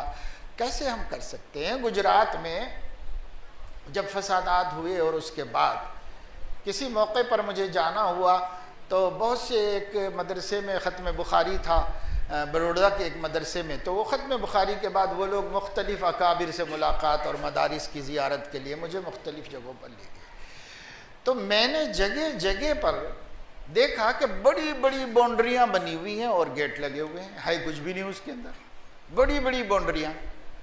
तो मैं साथियों से पूछा कि ये बड़ी बड़ी बाउंड्रियाँ क्या हैं? तो उन्होंने कहा कि मुस्लिम गाँवों के बाहर ये बड़ी बड़ी जो बाउंड्रियाँ हैं ये प्लाटिंग की गई है। ये ज़मीन भी कभी मुसलमानों की थी, उन्हीं से ख़रीदी गई है, उसमें प्लाटिंग की गई है, बाउंड्री बनाकर गेट लगाया गया है और इसको गेटेड कम्युनिटी बनाया गया है और उसमें किसी मुसलमान को एक प्लाट भी नहीं दिया गया है। क्यों? इस वास्ते कि वो मुसलमान हैं तो सही, गांव में अच्छे हैं, बरसों से बाप दादाओं से चले आ रहे हैं, उनकी अपनी जायदादें हैं, खेतियां हैं, मकानात हैं, मस्जिदें हैं, मदरसे हैं। तो उनको तो हम मिटा ख़त्म नहीं कर सकते, उनके दाखिले की जगह पर हम एक मजबूत महल्ला बनाएं और एक मजबूत महल्ला बना करके उन्हें अंदर ही पैक कर दें और कोई ऐसी बात न पेश आए जिससे किसी हिंदू को कोई तकलीफ़ मुसलमानों से पहुँचे। हमें उस पर भी कोई एतराज़ नहीं है। हर कौम अपने तहफ़्फ़ुज़ के लिए जो समझ में आ रहा हो कानून की रोशनी में कर ले, अपने तहफ़्फ़ुज़ के लिए जो करना हर कौम करेगी। लेकिन क्या मुसलमान भी कुछ सोचते हैं अपनी कौम के तहफ़्फ़ुज़ के वास्ते, उनके भले के वास्ते? हम लोग भी कुछ सोचते हैं। हमारे अंदर मालदारों की कमी नहीं है। ऐसे ऐसे मालदार हैं जिनकी एक एक शादी में 50-50 लाख रुपए बेज़रूरत सर्फ होती हैं। ऐसे मुसलमान हमारे पास मौजूद हैं। मैं हैदराबाद में ऐसे शादी खाने जानता हूँ, इस इलाके का मुझे नहीं मालूम, बेशुमार यानी 2500 कहे जा सकते हैं, ऐसे हैं जिनका सिर्फ एक रात का किराया 10 लाख, 12 लाख, 15 लाख रुपए, सिर्फ किराया। फिर आपकी दावत के खर्चे अलग, मेहमानों के खर्चे अलग, सिर्फ किराया, उस इमारत का किराया मुसलमान दे रहे हैं और मुसलमान शादियां कर रहे हैं। गैर मुस्लिम इतना खर्चे का कोई नहीं लेता। सिर्फ मुसलमानों को ये हवस है और सिर्फ मुसलमानों को ये हैसियत उर्फी दिखाने का शौक़ है। पता नहीं कहाँ से पैदा हो गया। मुसलमानों को तो हुजूर अलैहिस्सलातु वस्सलाम ने फरमाया था, अल-इक़्तिसादु फ़िन-नफ़क़ति निस्फ़ुल मईशा, अखराजात में एतदाल पैदा करना, म्याना रवी इख्तियार करना, ये आधी इनकम है कौम की, आधी इनकम है। और कुरान ने मुसलमानों से कहा था, वल्लज़ीना इज़ा अनफ़क़ू लम युस्रिफ़ू वलम यक़्तुरू वकान बैन ज़ालिका क़वामा। कुरान ने मुसलमानों से कहा था, ला तातुस्सुफ़हा अम्वालकुमुल्लती जअलल्लाहु लकुम क़ियामन, अपना वो माल जिसे अल्लाह ने क़िवाम हयात बनाया था, जिंदगी की रीढ़ की हड्डी बनाया था, वो माल नासमझ बच्चों के हवाले मत करो। लेकिन अल्लाह ने इस माल को क्या कहा है? जअलल्लाहु लकुम क़ियामन, जअलल्लाहु लकुम क़ियामन। इसी माल से तुम्हारा वजूद है, इसी माल से तुम्हारी मईशत है, इसी माल से तुम्हारी ताकत है। अल्लाह ने फरमाया, अल्लाह ने इस माल को क़िवाम बनाया है, ये माल ज़ाया मत करो, ये माल ना समझों के हाथ में मत दो, ये माल बर्बाद मत करो। ये सब क्यों इस्लाम सिखाया था हमें? किसी दूसरे मजहब ने तो उनके मानने वालों को नहीं सिखाया था। अपनी मईशत को मुस्तहकम करना, अपने फाइनेंस को ताकतवर बनाना। हम उस मजहब के मानने वाले हैं जिस मजहब की किताब में भी नाजिल किया गया है और जिस मजहब के नबी ने भी अपनी तालीमात से हमें इसका पाबंद किया है। पैसा बर्बाद मत करो। हुजूर अलैहिस्सलाम ने फरमाया, एक दौर आएगा जब तुम्हारा ईमान भी पैसे से कायम रहेगा। एक शख्स अपने रोज़ी, अपनी रोटी की ज़रूरत के खातिर, अपनी दुनिया की ज़रूरत के खातिर सबसे पहले अपने ईमान पर हाथ साफ करेगा, यानी ईमान देकर रोटी हासिल करेगा, ईमान देकर मुश्किलात को दूर करेगा ज़िंदगी के। ये अल्लाह के नबी ने पेशीन गोई फरमाई। और अब हमारे सामने है जो लोग ईसाई बन रहे हैं, जो लोग दूसरे धर्मों में बैन मज़ाहिब निकाह कर रहे हैं, जिसको कोई भी नहीं पसंद कर रहा है, फिर भी हो रहे हैं। क्यों हो रहे हैं? गहराई में जाके देखिए। हम जहाँ तक पहुँचे, जमीयत उलमा के प्लेटफार्म से, तहफ़्फ़ुज़ ख़त्म नबूवत के सरगर्मियों से हम जहाँ तक पहुँचे, हमने वहाँ पर ये देखा कि इसका बुनियादी सबब गुर्बत है और मसाइल का हल न होना है। मसाइल का हल नहीं होना है। बेटी घर में बैठी हुई है, उसकी उम्र बढ़ती चली जा रही है, सेकंड वाली भी आ गई है अब प्लेटफार्म पर, थर्ड वाली भी आ गई है, पहले ही का मसला हल नहीं हो रहा है, तो अब उसके बाद क्या करेगा? दूसरे का और तीसरे का। बाप चाहता है कि खुदकुशी कर लूँ, माँ चाहती है कि कहीं छुप के मर जाऊँ, बेटी कहती है कि अब्बू अब हमारी फ़िक्र छोड़ दीजिए, अब हम ऐसे ही जी लेंगे, अब हमारी इतनी तो निकल गई ज़िंदगी, बकिया भी निकाल लेंगे। ये उस नबी की उम्मत के घरों का हाल है जिसकी रहमत से सारी दुनिया फैज़याब हो रही। आपके खानदान की बात कह रहा हूं। हर शख्स अगर अपने खानदान का जायजा ले तो ऐसे लोग मिलेंगे जिनकी नादारी, मोहताजी उनको वसवसे डाल रही है कि ईमान का सौदा कर लें। उनके दिलों में वसवसे आ रहे हैं कि खुदकुशी कर लें। उनके दिल में वसवसे आ रहे हैं अगर कोई हमें कुछ डिमांड करके मदद कर दे तो वो डिमांड को कबूल कर लें, चाहे वो इल्हाद का हो, चाहे वो इर्तिदाद का हो, चाहे वो गुमराही का हो, उसके लिए मजबूर हो रहे हैं। कौन मजबूर कर रहा है? उसके ख़ानदान के वो दौलतमंद जिनको अपने दौलतमंदों से गरबा परवरी करके, अकरबा परवरी करके, अपने ही ख़ानदान की बेटियों की शादियां करा के अल्लाह और उसके रसूल की रज़ा हासिल करने के बजाय अपनी बेटी की शादी में आग लगाकर अपनी दौलत को खुश हो रहे, आग लगाकर। मैं एक अल्लाह वाले बुजुर्ग के साथ जा रहा था इसी इलाके के, बल्कि कर्नाटक ही के गुलबर्गा के एक बड़े अल्लाह वाले बुजुर्ग हज़रत महियुस्सुन्ना के खलीफा थे। मैं उनके साथ एक सफ़र में जा रहा था। किसी की शादी के आतिशबाजी हो रही थी, पटाखे फोड़े जा रहे थे, बड़े कीमती कीमती, यहाँ से लेके वहाँ तक फोड़ते चले जा रहे थे और बारात जा रही थी। उन्होंने मुझसे कहा कि मौलाना आपने सुना कभी कि पुरानी औरतें बद्दुआ करती थीं कि तेरी दौलत को अंगार लगे? तो मैंने कहा हाँ, हमारे भी यहाँ मसल मशहूर है, पुरानी औरतें कोसती, औरतों कोसने की आदत होती, कभी नाराज़ होकर कहती तेरी दौलत को अंगार लगे।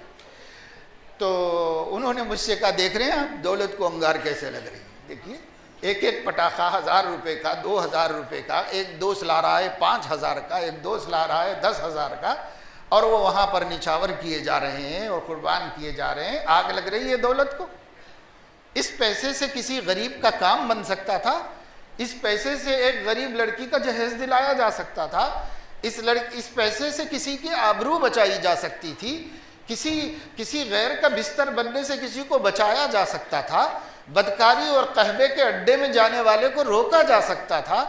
आप इस पैसे से अल्लाह को खुश करना नहीं चाहते, आप इस पैसे से नबी की रूह को राहत पहुंचाना नहीं चाहते, आप इस पैसे से अल्लाह रसूल को सताना चाहते हैं और अपनी आक़िबत बर्बाद करना चाहते हैं और अपनी दौलत को अंगार लगाना चाहते हैं। कब समझ आएगी मुसलमानों के दौलतमंदों को कि वो अपना पैसा रोकें और इस मिल्लत की हिफाजत के वास्ते खर्च करें? वो अपना पैसा रोकें और इस मिल्लत के लिए। मैं जानता हूँ आपके कर्नाटक की बात कर रहा हूँ, ऐसी नहीं, हर जगह ये मिसालें हैं, लेकिन आपके यहाँ बैठ के बात कर रहा हूँ इसलिए आपकी बात कर रहा हूँ। अभी इस लॉकडाउन में एक ऐसा मदरसा जो बहुत बाफैज़ था और जिसके असातिज़ा ने इतनी मेहनत की थी, इतनी मेहनत की थी कि उस मेहनत के ज़रिए वहाँ से सैकड़ों बच्चे हाफिज़ हो करके अब उलमा बन करके उस पूरे इलाके के जगह जगह कस्बों में, गाँवों में बड़ी अच्छी दीनी खिदमात कर रहे हैं। और इस मदरसे के चलाने वाले उस शहर के निहायत दौलतमंद बिरादरी है जो इसको चलाने वाली है। इन लोगों ने नोटिस दी असातिज़ा को कि आप लोग इस्तीफ़ा दे दें क्योंकि आपकी तनख्वाही देने के लिए पैसा हमारे पास नहीं। उसमें कुछ मेरे शागिर्द भी थे, उन्होंने मुझसे मशवरा किया तो मैंने कहा फ़ौरन दे दो इस्तीफ़ा। हम अल्लाह के दीन के खादिम हैं, अल्लाह हमें भूखा नहीं रखेगा। फ़ौरन दे दो इस्तीफ़ा और अल्लाह पे भरोसा रखो और अल्लाह तबारक व तआला शानहू से अहद करो कि मैं घर के दीवान खाने में या किसी जगह पर बैठकर जहाँ मुझे मौका मिले, हत्ता कि कोई मौका ना मिले तो दरख्त के नीचे बैठकर काम बंद नहीं करूँगा, काम जारी रखूँगा, कुरान बच्चों को पढ़ाता रहूँगा। और अल्लाह आप रज़्ज़ाक़ हैं, ज़ुल क़ुव्वतिल मतीन हैं, ये मसले की मुझे फ़िक्र नहीं है, ये आपका मसला आपके हवाले। देख लो तुम लोग कि उस सेठ की भी आंखें अल्लाह खुलवाएगा और तुम्हें कहाँ से देगा और कितना देगा जब उनकी आंखें खुलेगी। खैर उन लोगों ने दे दिया इस्तीफ़ा और अलहदा हो गए, अब फिर कुछ दूसरे काम की शक्लें सोच रहे हैं। मैं आपको ये मिसाल देना चाह रहा हूँ। ये कौन बिरादरी है? ये वो शख्स है जिसने असातिज़ा के 10,000 12,000 की तनख्वाहें ना दे सकने की वजह से उन्हें इस्तीफा देने पर मजबूर कर दिया। इस शख्स ने, बस्ती में इलेक्शन हुआ तो इलेक्शन लड़ने वाले एमएलए के ऊपर 40 लाख रुपए खर्च किए। हमारी गैरत ईमानी का ज़रा अंदाज़ा करिए हम। अरे तुम उतना पैसा वहाँ लगा सकते हो, कितना भी बड़ा वफादार बातें करता होगा, जीत के आने के बाद कितना मुसलमानों का मदद करेगा और कितना मुसलमानों का काम बनाएगा। चलो करो, हम मना नहीं करते, वो भी एक सियासी चाल है और सियासी हिकमत अमली है, करो, खर्च करो और कुछ ना कुछ करो। पर यह है अपनी मिल्लत के मफादात को नुकसान पहुंचा कर करने वालों को अल्लाह वहाँ से कैसे फ़ायदा पहुंचाएगा, वहाँ से कैसे फ़ायदा पहुंचाएगा। और कमाल ये है कि इतना पैसा लुटाने के बावजूद वो हार गया, जीत नहीं सका। और यहाँ अगर हम इन हुफ़ाज़ की खिदमत करते तो क्या अल्लाह खुश होता हो, कितनी उनके बाल बच्चे खा लेते वक़्त पर, तो दुआएं नहीं मिलती। ये दुआएं दुनिया में काम आती और आखिरत में काम आती, लेकिन मालदारों की अकल ठिकाने नहीं हैं। उनको जो अल्लाह ने दौलत दी है तो वो ये समझ रहे हैं कि इन्नमा ऊतीतुहु अला इल्मिन इल्मी इंदी, ये मेरा कमाल है, मुझे किसने दिया, मुझे किसने दिया। सही बुखारी में हदीस है, जनाब नबी करीम सल्लल्लाहु ताला अलैहि वसल्लम ने फरमाया, अल्लाह ताला ने बनी इसराइल में कुछ बंदों को आजमाना चाहा था, तो अल्लाह ताला ने एक गंजे का और एक अंधे का और एक बरस की बीमारी में मुब्तला, सफ़ेदी की बीमारी में मुब्तला शख्स को मुंतखब किया। जिब्राइल को उनके यहाँ भेजा। जिब्राइल ने आकर उनसे कहा कि आपको सबसे ज़्यादा पसंदीदा क्या चीज़ है, क्या चाहते हैं आप, आपकी सबसे बड़ी तमन्ना क्या है। उसने कहा कि ये गंजा हूँ, गंजा होने की वजह से कोई भी मुझे नहीं लगाता, हमेशा सब धुतकारते हैं, जहाँ जाता हूँ नफ़रत की जाती है, बस इतना चाहता हूँ कि सर में बाल आ जाएं, ये गंजापन दूर हो जाए। उन्होंने सिर पे हाथ फेरा तो वो हसीन खूबसूरत बालों वाला हो गया। कहा माल क्या पसंद है, कहा मुझे माल ऊँट पसंद है। एक गाभ ऊँटनी दी जिससे बच्चे होते गए होते गए होते गए और ये सिलसिला बढ़ता चला गया और वो निहायत मालदार आदमी बनता रहा। दूसरे के पास गया, क्या चाहिए, उसने कहा ये सफ़ेद बीमारी है, जिसको देखो दूर खड़ा होता है, जिसको देखो आंख फेर लेता है, कोई इज्जत नहीं देता, कोई मोहब्बत नहीं करता, इतना चाहता हूँ कि ये बीमारी मेरी ख़त्म हो जाए और जैसी जिल्द थी ऐसी हो जाए। उन्होंने हाथ फेरा, अल्लाह के करम से वो बिल्कुल ठीक ठाक हो गए। माल क्या पसंद है, तो कहा हमें गाय बैल पसंद है। एक गाय गाभ उनको दी, उससे बच्चे हुए, होते चले गए होते चले गए, फैलते चले गए फैलते चले गए, बहुत बड़ा मालदार हो गया। अंधे के पास गया, पूछा क्या चाहते हो बाबा, का 2 आंखें चाहते हैं अंधा, और क्या चाहता है। उसके हाथ आंख फेरी, हाथ फेरा, आंखें अच्छी हो गई, चारों तबक रोशन।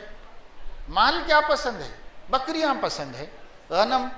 उन्होंने एक बकरी दी और उस बकरी से अल्लाह के हुक्म से बच्चे होते चले गए, फिर उनसे बच्चे, फिर उनसे बच्चे, होते होते ये लोग चंद बरस में इलाके के सबसे मालदार लोग, सबसे मालदार लोग हुए। इन लोगों ने महल बनाए, इन लोगों ने अपने चरागाहें बनाई, इन लोगों ने हशम ख़दम रखा, नौकर रखे और बड़ी शान वाले हो गए। अब अल्लाह पाक ने दोबारा जिब्राइल को भेजा। जिब्राइल आए और उन्होंने उस गंजे से पूछा कि भाई एक मुसाफिर आदमी है, रास्ता भटक गया है, ऊँट खो गया है, एक ऊँट दे दो अल्लाह के वास्ते, अल्लाह के दिए हुए ऊँटों में से एक ऊँट दे दो, मुसाफिर का काम बन जाएगा। कहने लगे कौन अल्लाह, कहाँ का अल्लाह, मैं इतनी मेहनत किया, इतने बरसों से कोशिश किया, तो इतनी मेरी निगरानी में इतना मैं कमाया हूँ। तो उसने कहा कि अगर अल्लाह ने नहीं दिया है तो तू जैसा था वैसे ही हो जाए। चुनाचे फिर से गंजा हुआ और फिर से सारे जानवर मर गए, फिर मोहताज और भिखारी बन गए। अब रस के पास गए, उससे पूछा मुसाफिर आदमी है, एक बैल दे दो। हमारे काम आ जाएगा, अल्लाह ने इतना दिया है, एक तो दे दो। अल्लाह ने कौन, कहाँ से, किस अल्लाह ने दिया है? मैं इतनी मेहनत किया, मैं इतनी कोशिश किया और मेरी फिक्रों से जमा हुआ। उन्होंने कहा कि अच्छा मैं तुमको जानता हूँ, शायद अगर तुमको अल्लाह ने नहीं दिया था तो जैसा पहले तुम थे वैसे ही हो जाओ। फिर से बरस की बीमारी आ गई और सब जानवर ख़त्म हो गए, हलाक हो गए। अब फिर मोहताज का मोहताज हो गया। अंधे के पास पहुँचे, कहने लगे एक मुसाफिर आदमी है भाई, रास्ता भटक गया है, भूखा है, एक बकरी दे दो, भून के खा लेगा। जब अल्लाह ने तुम्हें इतना दिया है और तुम मुझे एक बकरी दे दो मुसाफिर को। तो उसने कहा बेशक, मैं अंधा था, अल्लाह ने मुझे आंखें दी, मैं मोहताज था, अल्लाह ने मुझे इतना माल दिया है, अल्लाह का सब है। ए मुसाफिर, इस अल्लाह के माल में से तुझे जितना चाहे ले जा इसमें से। उन्होंने कहा मैं मुसाफिर नहीं, मैं बशर नहीं, मैं फरिश्ता हूँ। अल्लाह तुम्हें आजमा रहा था, 2 हार गए और 1 जीत गया। अल्लाह ताला तेरी हिफाजत फरमाए और तेरे माल की हिफाजत फरमाए। मैं खाता पीता नहीं हूँ, मुझे इसकी कोई ज़रूरत नहीं। याद रखो मेरे दोस्तों, अगर अब्रस वाले रास्ते पर जाओगे माल मिलने के बाद, अगर अज़म वाले रास्ते पर जाओगे तो वही अंजाम होगा जो अंजाम अल्लाह ने उनका किया है। और अगर उस अंधे के रास्ते पर रहोगे, शुक्रगुजारी के जज्बात के साथ रहोगे, शरीयत का एहतराम करोगे, हलाल व हराम की पासदारी करोगे, जायज़ और नाजायज़ को समझोगे, मीरास को डुबाओगे नहीं, लोगों के कर्जे बर्बाद नहीं करोगे, लोगों का माल नाहक नहीं खाओगे और फिर कसबे हलाल से मालदार बनकर गुरबा का हक अदा करो, अकरबा का हक अदा करोगे, तो अल्लाह पाक इस माल की खुद हिफाजत फरमाए। अम्मल जिदारु फकाना लिगुलामैनि यतीमैनि फिल मदीना वकाना तहतहु कंजुल लहुमा वकाना अबूहुमा सालिहा फ़अरादा रब्बुका अन यबलुगा अशुद्धहुमा वयस्तख़रिजा कंज़हुमा रहमतम मिर रब्बिक। मर जाएं माँ बाप छोटे बच्चों को छोड़कर और उनका खजाना और उनकी मीरास खतरे में भी हो, अगर काना अबूहुमा सालिहा, वालिदैन नेक थे, अल्लाह के फरमाबरदार थे, अल्लाह दुश्मनों से उनके माल को बचाकर उनकी नस्ल को पहुँचाएगा और उनकी औलाद को देगा। इसके लिए खज़िर भेजे जाएंगे, इसके लिए तकवीन का पूरा सिस्टम मुतहर्रिक होगा और इसके लिए अल्लाह अपनी कुदरत का इजहार फरमाएगा। और अगर हम ही खुदा के बेवफा हैं तो अल्लाह हमारी औलाद का, हमारी नस्लों का जिम्मेदार नहीं है। अल्लाह उनकी हिफाजत तुम्हारी दौलत से नहीं करेगा। इसलिए मुसलमानों को चाहिए कि जो गरीब हैं वो सब्र और शुक्र का दामन कभी न छोड़े। जो अमीर हैं वो किसी फिरौनियत में, गुरूर में और कारूनियत में मुब्तला ना हो, बल्कि वो अल्लाह तबारक व तआला शानहू का शुक्रगुजार बने। और शुक्र एक ज़ुबान से अदा किया जाता है और एक शुक्र अपने पूरे बदन से अदा किया जाता है। हमारी कोई हरकत व सुकून अल्लाह के हुक्म और नबी की सुन्नत के ख़िलाफ़ न हो। ये शुक्र है, कमाल दर्जे का शुक्र है कि बंदा मुत्तबे शरीयत व सुन्नत बन जाए। ज़ाहिर में, बातिन में, आदत में, इबादत में, तदय्युन में, तमद्दुन में, हर चीज़ में वो मुत्तबे सुन्नत हो जाए। ये आला दर्जे का शुक्र है बंदों का अल्लाह के हुजूर में। इस आला दर्जे के शुक्र की तरफ कितने बंदे बढ़ रहे हैं, कितनों को इस शुक्र की फिक्र है। फिर भी चलो खुदा का शुक्र है कि हमारी ज़ुबान शुक्र कर देती, लेकिन ये कामिल शुक्र नहीं है। शुक्र ये है सर से पैर तक, पैर के नाखूनों से पेशानी के बालों तक, रोंगटा अंग अंग अल्लाह का शुक्रगुजार हो और मुत्तबे सुन्नत बनकर शुक्रगुजार हो। ये सब मुसलमानों की जिम्मेदारी है। इसके लिए मुसलमानों का शुऊर बेदार करना पड़ेगा, मुसलमानों का सियासी शुऊर बेदार करना, मुसलमानों का इक़्तिसादी शुऊर बेदार करना, मुसलमानों का समाजी शुऊर बेदार करना, मुसलमानों का इश्क़ व मोहब्बत रसूल का शुऊर बेदार करना। ये शुऊर बेदारी की मुहिम जमीयत उलमा के मकासिद में से जमीयत उलमाए हिंद का एक शुअबा दीनी तालीमी बोर्ड है, जो मकातिब के शुयूर के ज़रिए से मिल्लत इस्लामिया हिंदिया के बच्चे बच्चे को ज़रूरी इल्म दीन से आरास्ता करना और कुरान पढ़ना सिखाना है। ये बोर्ड बनाया ही गया है जमीयत उलमा में उस वक्त में जबकि इर्तिदाद की लहर शुमाली हिंदुस्तान के बस्ती बस्ती फैल रही थी, शुद्धि और संगठन की कोशिशें चल रही थी और ईसाई भी कोशिश कर रहे थे और राजस्थान की सरहदों में और पंजाब के इलाकों में बस्ती बस्ती इर्तिदाद आ गया था। उस वक्त जमीयत उलमा हिंद के अकाबिर ने बैठ के गौर करके दीनी तालीमी बोर्ड को जमीयत का शोबा बनाया।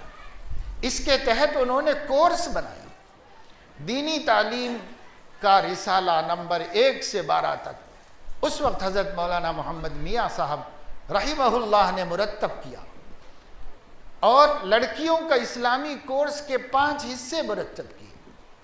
अक़ीदे और ईमान को ताज़ा रखने वाले बहुत से पोस्ट और पोस्टर्स बनाए और बड़े खूबसूरत, मुझे याद है मेरे बचपन में मदरसों में लगे होते थे, जमीयत उलमा हिंद नीचे लिखा होता, निहायत उस ज़माने के लेथू के प्रिंटिंग में मल्टी कलर खूबसूरत पोस्ट उस ज़माने में, जिससे एक बात ईमान को बनाने वाली, एक बात हुब्ब रसूल पैदा करने वाली, एक बात हमारे अक़ीदे आखिरत को दुरुस्त करने वाली, बस ऐसे छोटे छोटे से पोस्ट।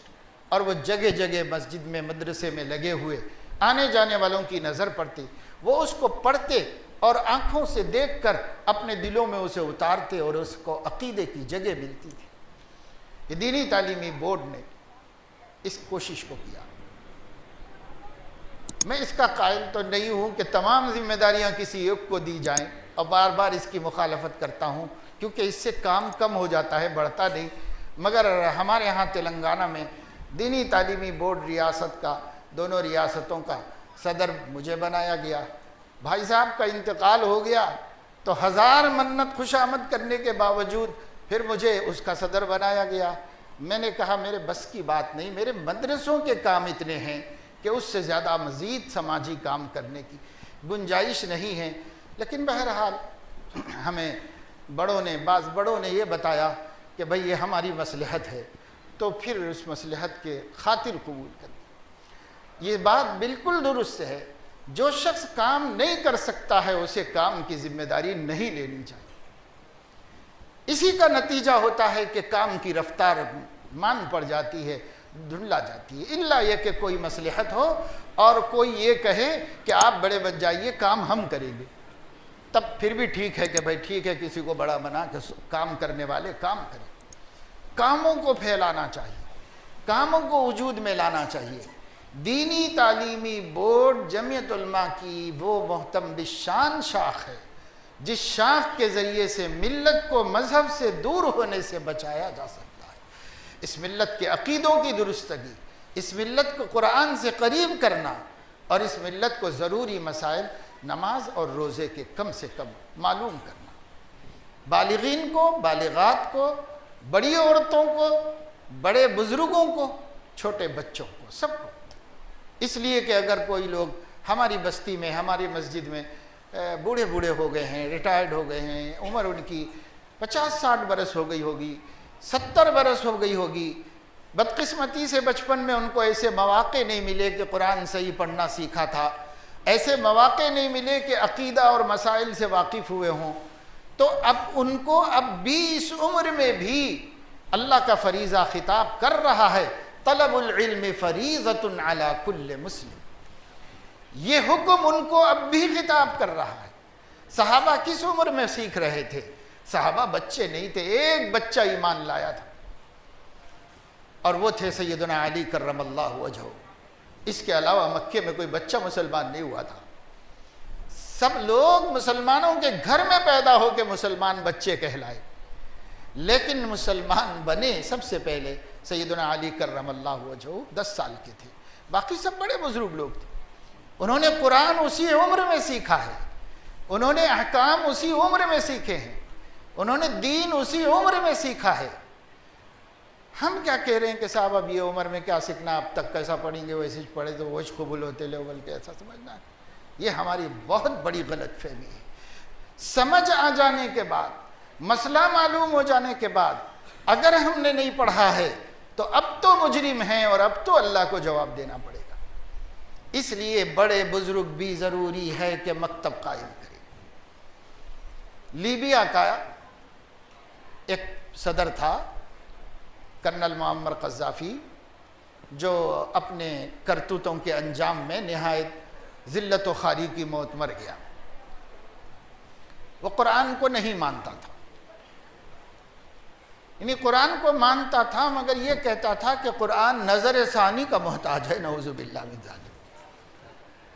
कुरान पर नज़र सानी होनी चाहिए। जहाँ जहाँ कुरान में कुल है वो कुल निकाल देना चाहिए, यानी कुल हु अल्लाहु अहद के बजाय अल्लाहु अहद से पढ़ना चाहिए, क्योंकि अल्लाह ने नबी से कहने के लिए कहा था तो उन्होंने कह दिया तो वो ख़त्म हो गया, कुल निकाल दो, अब उसके आगे अल्लाह से कहो।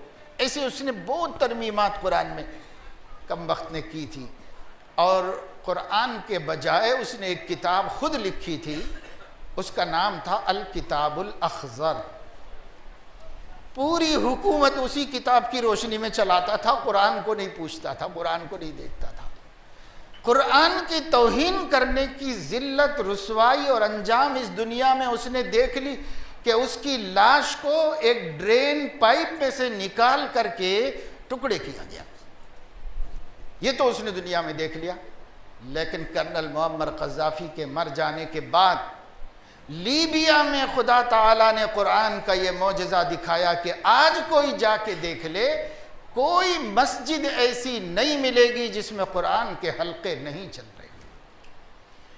और माशाअल्लाह इतना उम्दा कुरान पढ़ते हैं बच्चे लीबिया के कि हमारा दिल सुनते ही रहने को चाहे, सुनते ही रहें, ऐसे पढ़ते हैं। हर मस्जिद में हल्के चल रहे हैं कुरान के, हर मस्जिद में कुरान के हल्के चल रहे हैं। और हल्के कैसे, यहाँ बच्चों का हल्का चल रहा है, यहाँ जवानों का हल्का चल रहा है, वहाँ बूढ़े बूढ़े लोग बैठ के कारी साहब के साथ मेहनत कर रहे हैं और मशक्क़त कर रहे हैं। सारे लोगों को खुदा ने शौक़ दे दिया, बूढ़ों को दे दिया, औरतों को दे दिया, बच्चों को दे दिया, सबको शौक़ दे दिया कुरान का। आज वो मुल्क कुरान मजीद की क़िराआत की हिफाजत कर रहा है और कुरान मजीद के हिफ्ज़ की हिफाजत कर रहा है। अल्लाह मोहताज है क्या? अल्लाह मोहताज नहीं किसी का। अगर हम भी गफलत बरतेंगे अल्लाह की इस किताब के साथ तो अल्लाह हमें हटाकर किसी और को अलामान अल हफीज़ इन ततवल्लौ यस्तब्दिल कौमन गैरकुम, जिनको आज हम बुरा कह रहे हैं, जिनको हम आज दुश्मन कह रहे हैं, जिनको आज हम ये कह रहे हैं कि इनकी वजह से हम दुनियावी नुकसानात के अंदर हैं, क्या अजब के दीन की नाकदरी करने और कुरान की नाकदरी करने, हक तलफी करने की वजह से अल्लाह ना करे, अल्लाह ना करे, अल्लाह ना करे हम हटा दिए जाएं साइड में और उन्हीं को लाकर खुदा कुरान का हिफाजत करने वाला। इन्नल्लाह ला युअय्यिदु हादा दीन बिर्रजुलिल फासिल, किसी से भी अल्लाह काम ले सकता है, किसी को भी अल्लाह इस्तेमाल कर सकता है, लेकिन हमें चांस देता है। ये तुम्हारा हक है, तुम करो, ये तुम्हारी इज्जत है, तुम इख्तियार करो, ये तुम्हारे लिए सआदत है, तुम करो, ये तुम्हारी आखिरत है, तुम इसको बनाओ और संवारो। मोहलत मोहलत मोहलत मोहलत मोहलत, उसकी अपनी शान तहम्मुल के मुताबिक मोहलत देता रहता है।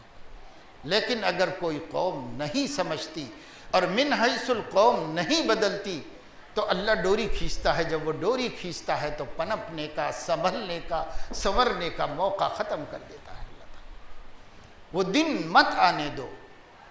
बेनियाज है अल्लाह, अगर बेनियाजी दिखा देगा तो हमारा कोई ठिकाना नहीं होगा और कोई पुरसाने हाल नहीं होगा हमारा। कुदरत अफराद से इग़माज़ भी कर लेती है, कभी करती नहीं कौमों के गुनाहों को माफ़। हम कौमी गुनाह में मुब्तला हैं, सब वही कर रहे हैं, कोई कुरान सीखने को तैयार नहीं। 100 को पकड़कर कुरान सुनो, 95 को कम से कम कुरान पढ़ना नहीं आता है, 5 को आता होगा। औरतों का हाल इससे भी बदतर, 20-22 साल तक खिला पिला के मोहब्बत से, प्यार से पढ़ा लिखा कर, परवान चढ़ा के, काबिल बना के, डिग्रियां दिलाकर, लाखों रुपए खर्च करके, शादी करके, लाखों का जहेज देकर, शानदार बिस्तर देकर, शानदार राहत की चीज़ें देकर भेजा, और जहेज में सबसे पहले कुरान खरीदा और सबसे पहले कुरान भिजवाया, पर उस बेटी को कुरान पढ़ना नहीं सिखाया। तो वो कुरान का क्या करेगी? ले जा करके एक जगह रख देगी। माँ बन गई है, नानी बन गई है, अम्मा का दिया हुआ कुरान अभी तक उसी तरह कहीं रखा हुआ है, कभी खोला नहीं, कभी पढ़ा नहीं, कभी देखा नहीं। क्या इस जुल्म के बाद इस घर में बरकत हो सकती है? हम कह रहे हैं कि भाई मियाँ बीवी की बन नहीं रही, क्या करें, हमारे बेटी दामाद के रोज किरकिरियाँ चल रही, झगड़े चल रहे हैं, क्या करें, ऐसा हो रहा है, कमारों बरकत नहीं हो रही है, सास बहू के इख्तलाफात हैं, ननन भावज के इख्तलाफात हैं, घर में फितने हैं, अलमारी में से पैसे चोरी हो जा रहे हैं, और लोग हमसे खामखा हसद कर रहे हैं, हम किसी का बुरा नहीं करें, कोई हमारा बुरा क्यों कर रहा है। अल्लाह अल्लाह कितनी बातें सुनने को मिलती हैं। उनसे हम कहते हैं आप यही क्यों समझ रहे हैं कि किसी ने करनी करानी की होगी, किसी ने सहर जादू किया होगा? आप यही क्यों समझ रहे हैं? क्या खुदा ने अपनी कुदरत बंदों ही को दे रखी है क्या? आप अपने गुनाहों का भी तो जायज़ा लो। एक एक गुनाह जिंदगी को उजाड़ने, बर्बाद करने के लिए काफ़ी है। तुम्हारे घर में नहीं हो रहा, तुम इस जुल्म का तो जायज़ा लो कि तुम्हारे घर में कुरान कोई नहीं पढ़ता है। अब इस घर में तुम्हारे वजीफ़ों से कैसे खैर आएगा और तुम्हारे दुआओं से कैसे बरकत आएगी? कोई भी कुरान नहीं पढ़ता। जिसके घर में खुदा की किताब मजलूम हो, उसके घर में रहमत कैसे नाज़िल? हम अपनी गलतियां समझने को ही तैयार। कभी कभी गलती मानते हैं तो इस तरह मानते हैं पता नहीं क्या गलती हो गई, यानी होने का फिर भी इकरार नहीं। पता नहीं हमसे क्या गलती हो गई, ऐसा हो रहा है, इतनी बड़ी बड़ी मुसीबतें आ रही, पता नहीं मेरे से क्या गलती हो गई। यानी अब हम गलती करने वाले तो नहीं, हम फरिश्ते हैं, पता नहीं क्या हो गया, हमें मालूम नहीं। हाँ, जब दूसरे की बात करेंगे, लोग ऐसे हो गए हैं, लोग ऐसे हो गए हैं, लोग ऐसे हो गए, एक एक गलती मालूम है लोगों की, एक एक ऐब मालूम है लोगों का, अपने बारे में पता नहीं क्या हुआ। दूसरों का एक एक ऐब हमको मालूम है। ये हमारी इस वक्त सूरत हाल है, हालांकि इसका उल्टा होना चाहिए। दूसरों के अयूब से हम बेखबर रहते, नज़र भी आ जाता तो आँख झुका लेते और दिल में छुपा लेते उसको, और ये सोचते अल्लाह सत्तार है, हम भी सत्तारी करेंगे, अल्लाह गफ्फार है, हम भी दरगुजर कर देंगे, ये सोच लेते। लेकिन नहीं, उसको जब तक रुसवा नहीं कर देंगे तब तक हमारे दिल को सुकून नहीं मिलेगा। हत्ता के अपने इमामों को रुसवा करना, अपने आलिमों को बदनाम करना, अपने मशाइख को बदनाम करना, उनकी आबरू रेजी करना, नेक बंदों के पीछे पड़ जाना, ये सब भी हो सकता है, पर अपना ऐब देखना हमसे नहीं हो सकता। थे जब तक अपने ऐबों से बेखबर, रहे देखते औरों के ऐबो हुनर, पड़ी बुराइयों पे जो अपनी नज़र, नज़र में कोई बुरा ना रहा। ये इस मुल्क के आखिरी ताजदार बहादुर शाह जफर का शेर है, नज़र में कोई बुरा ना रहा। जब अपने ऐबों पर नज़र पड़ी, हमने कहा हमसे बड़ा तो बुरा कोई भी नहीं है, दूसरों का छोड़ो क्या है, अच्छे होंगे बुरे होंगे वो जाने, अल्लाह जाने, मैं सबसे बुरा हूँ, मैं अपनी इस्लाह कैसे करूँ, मैं अपने को दुरुस्त कैसे करूँ। ये चीज़ हमारे अंदर से ख़त्म हो गई, इसलिए हमारा माशरा ख़राब हो गया। घरों के जो हालात ख़राब है वो इसी वजह से ख़राब है। बीवी शौहर की ही बुराइयों पर नज़र रखी हुई है, शौहर बीवी की ही कोताहियों पर नज़र रखा हुआ है, सास बहू की ही गलतियाँ गिनती है, बहू सास ही की कोताही का हिसाब डालती है। ये सब अपना जो सिलसिला उल्टा चल रहा है, इसी उल्टी गंगा ने हमारी जिंदगियों को बेफैज़ बेलज्जत करके रख दिया। अच्छे अच्छे मालदार करोड़ों के बंगलों के अंदर उनकी रातें आग के बिछोनों पे गुजर रही, सुकून नहीं है, चैन नहीं है, लज्जत नहीं, अपने घर को घर बनाने के लिए तैयार नहीं है। क्यों? घर का नाम मस्कन है, मस्कन अरबी में सुकून पाने की जगह को कहते हैं।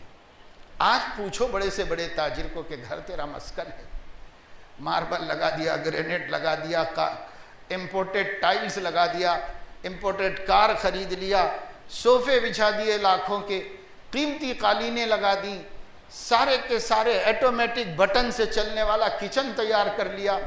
क्या क्या कर लिया? क्या घर मस्कन बन गया? तो घर मस्कन नहीं बन गया, मदफन बन गया है। तमाम तमन्नाओं का खून वहां हो रहा है और सारी आरजुएं वहीं दफन है हमारी। क्या बन गया घर? अल्लाह अकबर, झोपड़ा होता, फटा बोरिया होता, टूटे बर्तन होते, सूखी रोटी होती, सालन भी न होता, मगर अल्लाह के नबी का दीन होता तो उस घर में घर मस्कन बन जाता। उस घर में जो सुकून मिलता, बादशाहों को रान टपकाना पड़ता इन फकीरों के काशाने पर। हम नहीं जाने सुन्नत की अहमियत, हम नहीं जाने दीन की अजमत, हम नहीं समझे कि ये दीन, हम समझ रहे ये दीन आखिरत ही में काम आएगा। जी नहीं, ये दीन हमारी दुनिया भी बनाता है, यही दीन हमारी दुनिया बनाता है, यही दीन हमें यहाँ पर बाआबरू और बाइज्जत रखता है, यही दीन रूह को राहत और सुकून बहम पहुँचाता है। जिस दीन को हमने छोड़ा है वही दीन हमारा वफादार है और वही दीन हमारा कारसाज है। इसलिए तमाम भाइयों से, नौजवानों से, जिस समाज के तबके से आप यहाँ पर हैं, आप बड़े काम करते हो, छोटे काम करते हो, ताजिर हो, मजदूर हो, आप कंपनीज में काम कर रहे हो, आप नौजवान हो, स्टूडेंट्स हो, लेक्चरर हो, प्रोफेसर हो, आप कुछ भी हो, या आप रिटायर्ड होकर घर में बेकार और खाली हो, आप सबसे हम अल्लाह के नाम पर भीख मांगते हैं कि अपने को अपने दीन से वाबस्ता करने का इरादा करें। हम अपने दीन से जुड़ेंगे, इस मुल्क में कोई हमारी गर्दन नहीं झुका सकता। अगर हम अपने दीन से कटेंगे, हमारा कोई फ्यूचर नहीं है, कोई मुस्तकबिल नहीं है इस मुल्क में। अगर हम दीन से जुड़ेंगे तो सब कुछ है और दीन से कटेंगे तो कुछ नहीं। तो ये जो हमारे उलमाए किराम और ये जो तंजीम है, नेशनल सबसे कदीम और सबसे मजबूत तंजीम इस मुल्क की, जो चप्पे चप्पे तक पहुंची हुई है, वो जमीयत उलमाए हिंद है।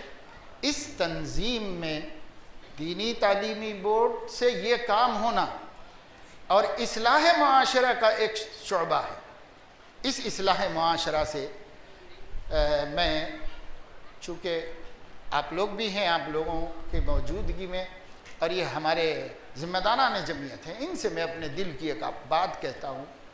कभी कभी ऐसा हो रहा है कि हमारे काम रस्मियत इख्तियार कर रहे हैं। जो तहरीकें हमारे असलाफ के खून पसीने से सींची गई थी, उन तहरीकों में जब रस्मियत आती है तो फिर वही बात हो जाती है, रह गई रस्म अज़ां बाकी रूह बिलाली न रही।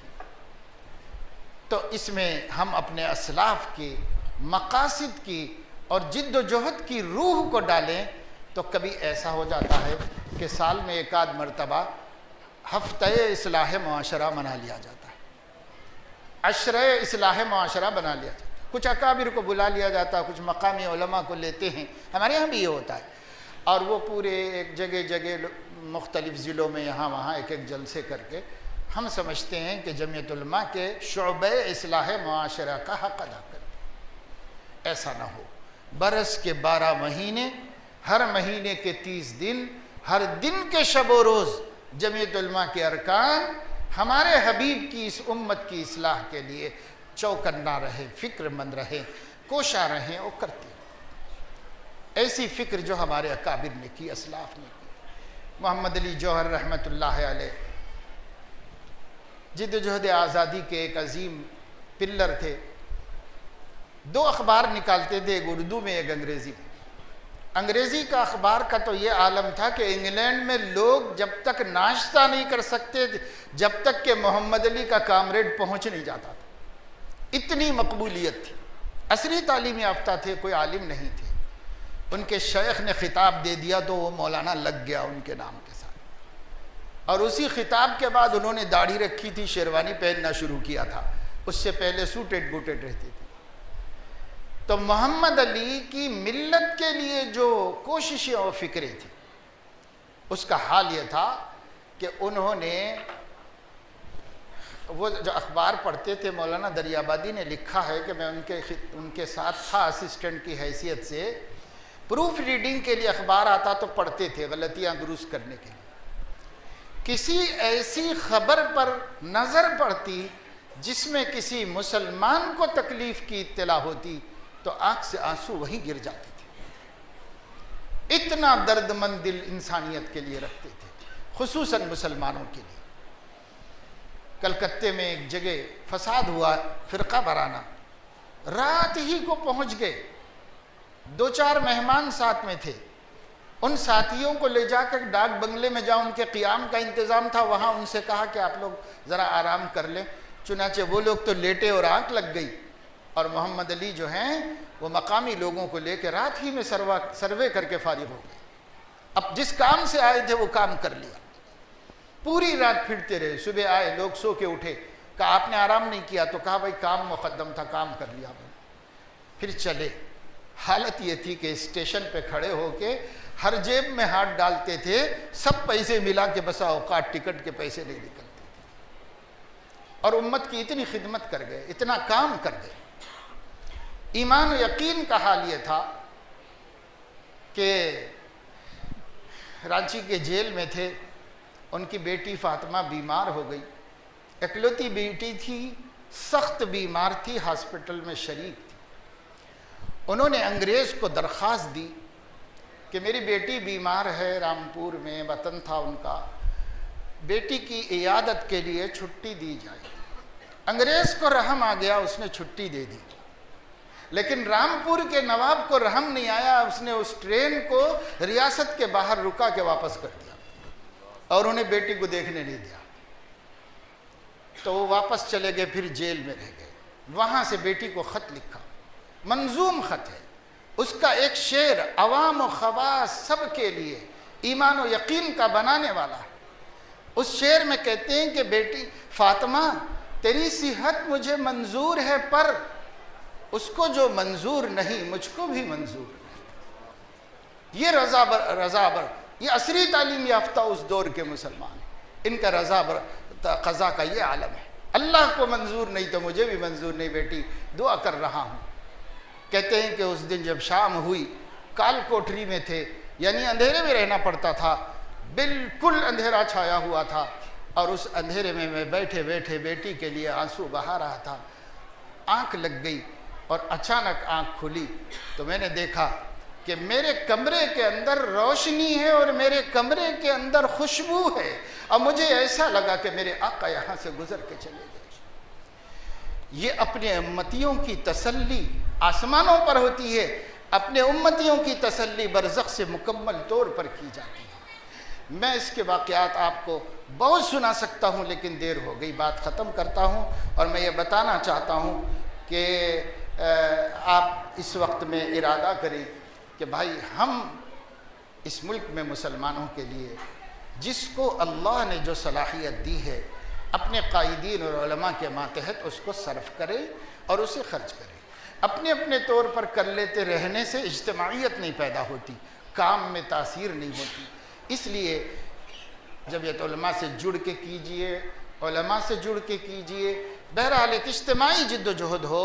बस्ती के ऊपर बहुत पुरानी बस्ती है और बहुत बड़ी बस्ती है, और बड़ी तादाद मुसलमानों की यहाँ रहती है। इसलिए आप लोगों से मैं ये गुजारिश कर रहा हूँ, और मैं अल्लाह से उम्मीद रखता हूँ कि आप जैसे सज्जीदा समझदार लोगों को जो कुछ मैंने आपके सामने कुछ दर्द दिल रखा है आप समझ सके होंगे, और शायद अपने दिलों में इरादा कर रहे होंगे। अल्लाह से दुआ भी यही है कि अल्लाह पाक इसकी तौफीक हमें अता फरमा दे। हम जब तक ज़िंदा हैं अपने हबीब की उम्मत के लिए अल्लाह हमें इस्तेमाल फरमा ले और हमें अपने दीन की खिदमत करा ले हमारे से अल्लाह ताला। इसी की दुआ है। एक बात और ये याद दहानी कराई गई कि नेशनल एजुकेशन पॉलिसी जो मुल्क में आने वाली है, इस पर थोड़ी सी रोशनी डालें। तो मेरा अपना समझना ये होता है कि इस चीज़ का क्या फ़हम जो है वो उलमा के सामने होना मुफीद होता है और उनके ज़रिए से फिर उम्मत के सामने भी आ जा सकता है।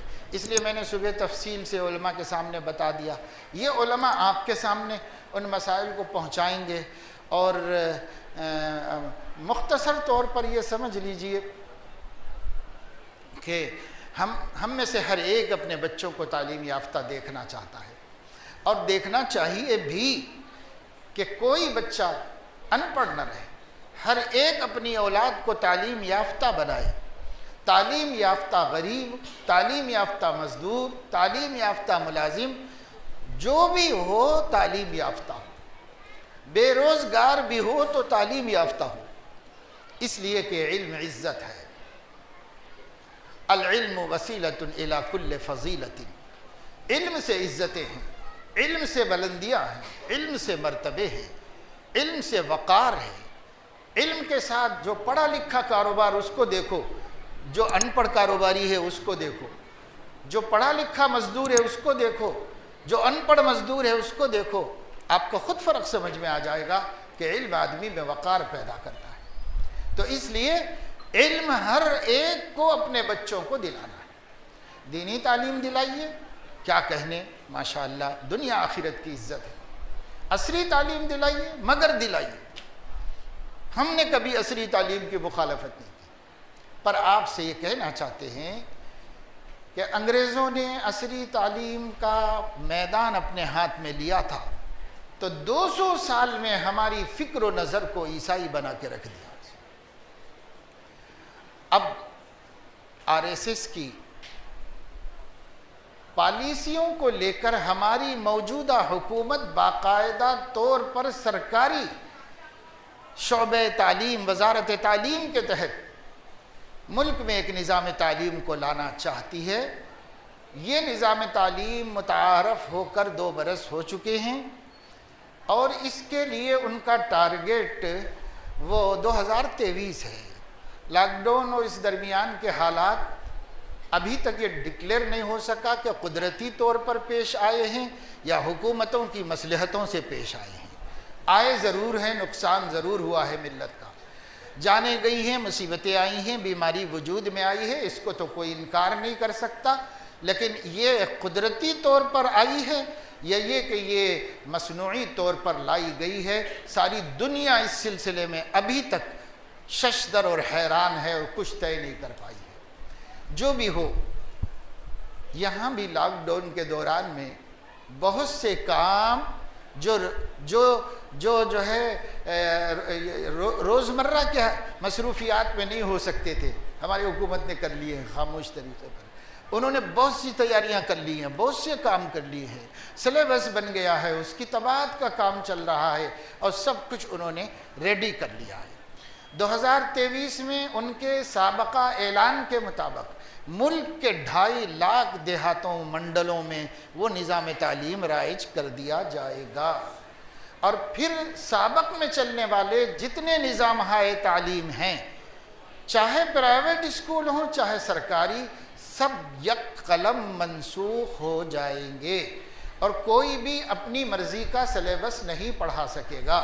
सिर्फ सेंट्रल गवर्नमेंट का दिया हुआ सिलेबस तमाम स्टेट्स में और उनके ज़िलों में और उनके मंडलों में पढ़ाए जाएंगे।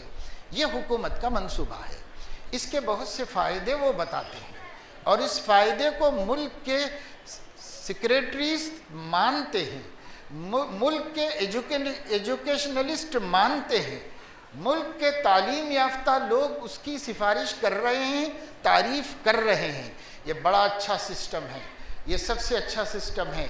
हो सकता है कि सिंगापुर से भी ज़्यादा अच्छा सिस्टम साबित हो जाए, वग़ैरह वग़ैरह, मुँह भर तारीफ़ें हो रही हैं इस सिस्टम की। लेकिन ये हर एतबार से टेक्निकली, फ़न्नी कितना भी अच्छा सिस्टम बनाया गया होगा, हम क्यों उसका इनकार करें?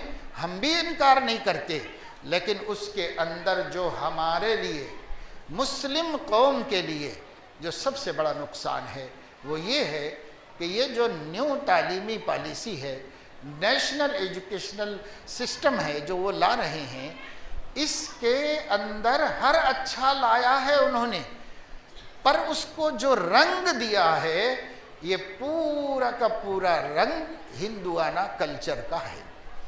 जो उसको रंग दिया है ये रंग है। यहाँ आकर उन्होंने एक बहुत बड़ी अपनी साजिश खेली है इसके अंदर। और अगर उसको हिंदू कल्चर कहा जाता तो चूंकि यहाँ की बहुत सी कौमें इख्तिलाफ कर सकती थी, हम अकेले ही नहीं, बहुत सी कौमें इख्तिलाफ कर सकती थी, इसलिए उन्होंने उसका नाम रखा भारतीय कल्चर। तो जो एक्स्ट्रा एक्टिविटीज़ हैं स्कूलों के, जो हर स्कूल में होते हैं और अपने अपने हिसाब से कर लेते हैं, अब वो अपने अपने हिसाब से नहीं कर पाएंगे, बल्कि हुकूमत के बताए हुए तरीक़े और उनकी पॉलिसी के मुताबिक ही कर पाएंगे। जैसे आपका एनुअल फंक्शन है, सालाना प्रोग्राम है, अपने अपने हिसाब से कर लेते हैं। ईसाई अपने हिसाब से कर लेते हैं, मुसलमान अपने हिसाब से कर लेते हैं, हिंदू अपने हिसाब से कर लेते हैं, सिख अपने हिसाब से कल्चरली प्रोग्राम बनाते हैं और कर लेते हैं। लेकिन अब नहीं करेंगे। नेशनल एजुकेशन पॉलिसी के नाफिज होने के बाद आपके स्कूल का तालीम से हटकर जितनी एक्टिविटीज़ होंगी वो सब के सब उनके बताए हुए तरीक़े पर होंगी, और वो होंगी सब के सब भारतीय कल्चर के नाम पर कुरून वस्ता से पहले हिंदुस्तान की तहजीब की रोशनी में होंगी। जाहिर है जो टोटल मुशरिकाना है और हमारे दीन की बुनियाद तौहीद पर है। उअ्बुदुल्लाह वला तुशरिकू बिही शैआ, वहिदुल्लाह वला तुशरिकू बिही शैआ, ला इलाहा इल्लल्लाह वहदहु ला शरीका लहू। ये हमारा दीन है, इस पे हमारी बुनियाद है, ये बुनियाद का पत्थर है। ये हिलेगा तो पूरी इस्लाम की इमारत गिरेगी, पूरा ईमान मारज़ ख़तर में पड़ेगा, मुसलमान बाकी रहना मुश्किल हो जाएगा। इसलिए पहले ही हमारे बच्चे स्कूलों के माहौल से, दीन से दूर हो गए थे, ईमान के तकाज़ों से दूर हो गए थे। अब जो निज़ाम लाया जा रहा है इससे टोटली मुशरिकाना ज़िंदगी गुजारने के आदी हो जाएंगे। और बच्चे खुद भी कहेंगे ये किसी का मज़हब नहीं है, ये किसी का अकीदा नहीं है, ये भारत का कल्चर है, हम भारती हैं तो भारत कल्चर पे रहेंगे। ये उनसे कहलवाया जाएगा या उन्हें मनवाया जाएगा। हालांकि अगर देखा जाए तो अगर वो भारत या कल्चर हो तब भी उसमें सिर्फ हिंदू मज़हब की नुमाइंदगी नज़र आती है। जैसे पहले निसाबों के अंदर, ख़ास तौर से सरकारी निसाबों में, मुल्क के दूसरे मज़ाहिब का भी ज़िक्र आता था और उसका भी कुछ तारुफ होता था, उसे टोटल ख़त्म करने का मंसूबा बनाया गया है। तो इस वजह से हम क्या कर सकते हैं, उलमा क्या कर सकते हैं, अवाम क्या कर सकते हैं। तो अब इस पोजीशन में सूरत हाल है कि बीमारी 4th और 5th स्टेज में है, उसका इलाज मुमकिन नहीं। कहते हैं कैंसर बाज़ मरतबा इतनी देर से ज़ाहिर होता है कि ज़ाहिर होने के बाद अब उसको बचाना मुश्किल होता है और ज़िंदगी बचा ही नहीं जा सकती। इन लोगों ने भी इतना खामोश अंडरग्राउंड काम करके ऐसे आखिरी मरहले में मुल्क के सामने लाया है, शहरियों के सामने, कि अब हम उसके लिए कुछ कर सकें गुंजाइश ही नहीं छोड़ी, वक्त और टाइम ही नहीं छोड़ा। अब दो चीज़ें हैं, हो सकता है अल्लाह की तकदीर से उनकी मुश्किलात उन्हें इस टारगेट पे ना शुरू करने दें तो वो थोड़ा टाइम आगे बढ़ा देंगे, लेकिन उनका इरादा पक्का है। अगर ऐसा होगा तो हमें कुछ और वक्त मिल जाएगा, और अगर ऐसा नहीं होगा तो हमारे पास टाइम 1 साल का ही है। हम क्या कर सकते हैं, हम इस पॉलिसी को रोक नहीं सकते। हम ये कर सकते हैं अपनी नस्लों को उसके गलत असरात से बचाने के लिए तदबीरें करें। पढ़ाना वही पड़ेगा, प्राइवेट स्कूल में वही तालीम होगी, सरकारी स्कूल में वही तालीम होगी। और अगर मुसलमान ये कहें हम जाहिल रह जाएंगे मगर नहीं पढ़ेंगे तो वो भी नहीं हो सकता, इसलिए कि कानून हक़ लाज़मी तालीम नाफिज करके हर हिंदुस्तानी बच्चे को पढ़ना पड़ेगा, हर हिंदुस्तानी को एडमिशन लेना पड़ेगा। अगर ऐसा होगा तो फिर उस तालीम के असरात से उसकी यानी तालीम जो फ़न्नी है, साइंस, टेक्नोलॉजी, मैथ्स और लैंग्वेजेस, वो तो बहुत आसान करके बहुत उम्दा बनाई गई है। हमारे बच्चे भी उससे फ़ायदा उठाएंगे और काबिल बनेंगे, लेकिन काबिल बनेंगे मॉडर्न एजुकेशन की हद तक, और बहुत नाक़िस हो जाएंगे ईमान और अक़ीदे की हद तक। उसको छोड़ भी नहीं सकते और उसके असर को ले भी नहीं सकते। दो जगह मेहनत करना पड़ेगा। एक, घरों में ईमान वाला माहौल बनाना, अंबिया, सहाबा और हमारे आका सल्लल्लाहु अलैहि वसल्लम की सीरत, उनकी ज़िंदगी के वाक़यात से बच्चों को इतना आशना करना कि बच्चों के खून के कतरों में, गोश्त के नसों में सैयदना मुहम्मदुर रसूलुल्लाह सल्लल्लाहु अलैहि वसल्लम का इश्क व मोहब्बत समा जाए और वह किसी कीमत उनके बेवफा बनने के लिए तैयार न हो। अल्लाह की तौहीद रोंगटे रोंगटे में आ जाए और वो अपनी जान की कीमत पर ईमान की हिफाजत करने वाले बन जाए। इतना अपने घरों के माहौल में ईमान को लाओ, इस्लाम को लाओ, इतना तस्करा खुदा रसूल का करो, नबियों का, वलियों का करो कि बच्चे मजबूत हों, बच्चे मजबूत हों, बच्चे मजबूत हों। ये एक जगह हम हल निकाल सकते हैं और मुदावा कर सकते हैं। दूसरे, मकातिब का इतना क़ियाम हो जाए, मकातिब दीनिया इस्लामिया का, कि मिल्लत का एक बच्चा भी और बच्ची जो स्कूल जाती हो और मकतब न जाए, यह नामुमकिन हो जाए। अगर स्कूल जाते हैं तो मकतब भी जाते हो, इसको यकीनी बनाएं। ये दो मैदान हैं जहां से बैठकर हम इस खतरनाक साजिश का मुकाबला करके अपने बच्चों को बचा सकते हैं। अगर ये भी नहीं करेंगे तो तैयार हो जाना पड़ेगा कि हर एक के घर में वसीम रिजवी नजर आएगा। हर एक को तैयार हो जाना पड़ेगा। अब्दुल करीम छागला, अब्दुल हमीद दलवाई, ख्वाजा अहमद अब्बास, असगर अली इंजीनियर, ऐसे तालीम याफ्ता निकलेंगे जिनकी वसीयत ये थी कि बिलिट्स के आखिरी सफ़े को मेरा कफन बनाया जाए। ये मेरी ज़िंदगी की पूंजी, जिसकी वसीयत ये थी कि मैं मर जाऊं तो मुझे हिंदुओं की तरीके से जलाना, नमाज पढ़ के मुसलमानों के कब्रिस्तान में नहीं दफन करना। जिनकी वसीयत ये थी कि मुझे मेरे मरने के बाद मुल्लाओं के हवाले न करना। ऐसे ऐसे लोग इस मुल्क में हुए हैं, मुस्लिम घरानों से निकल के, और आज भी फ़ख्र से यूट्यूबर्स बन करके अपने इस्लाम के ख़िलाफ़ बयानात दे रहे हैं और अपना नाम लिख रहे हैं हिंदू और ब्रैकेट में लिख रहे हैं एक्स मुस्लिम। ये ब्रैकेट में लिख रहे हैं। क्या ऐसे एक्स मुस्लिम्स हमारे घरों में भी हम देखना चाहते हैं? नऊज़ुबिल्लाह। अगर हम अपने घर में अपने अल्लाह के वफ़ादार और अपने नबी के आशिकों को देखना चाहते हैं, आपको अभी 1 साल का टाइम है। आप अपने घरों का सिस्टम बदलिए। ये घरों में टीवी, ये घरों में मोबाइल, ये घरों के अंदर किस्से कहानियाँ, ये घरों में हमारी औरतों का बेकार बकवास करना, गीबतों में और दूसरे ख़ानदानों को लड़ाने में, दूसरों के घरों में आग लगाने में अपनी ज़ुबानों का इस्तेमाल करना, अपने टाइम का ख़राब करना, हमारे बच्चों की माओं को ये छोड़ना पड़ेगा। अपना सारा वक्त अपने बच्चों के ईमान की हिफाजत पे लगाना पड़ेगा, दीनी तरबियत पे लगाना पड़ेगा, अखलाकी तरबियत पे लगाना पड़ेगा, तहज़ीब इस्लामी, तहज़ीब मोहम्मदी से आरास्ता करने पर लगाना पड़ेगा। और बाप को भी टाइम देना पड़ेगा अपने घर के अंदर। काम करता है, जब काम ख़त्म हो जाता है दोस्तों के पास बैठ जाता है जाके। बच्चे दिन भर स्कूल में शाम को आके थक के सो गए, हफ्ते में एक मरतबा बच्चे से अब्बा सुनने का मौका मिलता। ये हमारी ज़िंदगी है, हमारे बच्चों की महरूमियाँ हैं।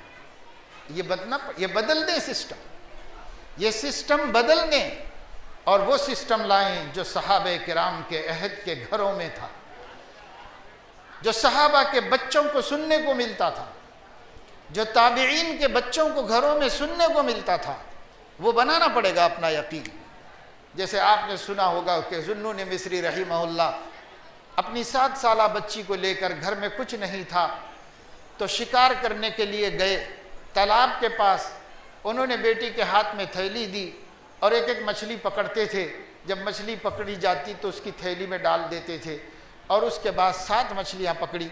उसके बाद सोचा अब और ज़्यादा की क्या ज़रूरत है, घर में ये भून ली जाएंगी तो आज घर वाले खाना खा लेंगे।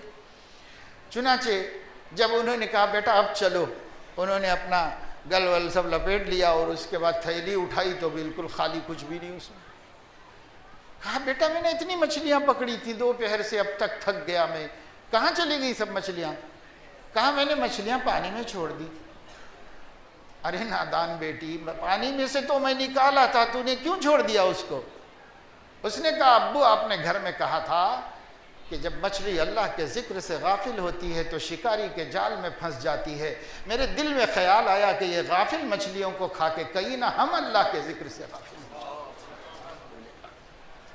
जाएं। ये बच्चे रखो अपने घर में, ऐसे बच्चे पैदा करो और ऐसे बच्चे बनाओ, इंशाअल्लाह दुनिया की किसी दुश्मन खुदा की ताकत, चाहे पूरी दुनिया एक हो जाए, आपके बच्चे को मुर्तद नहीं कर सकती, आपकी बेटी को बदअखलाक नहीं बना सकती।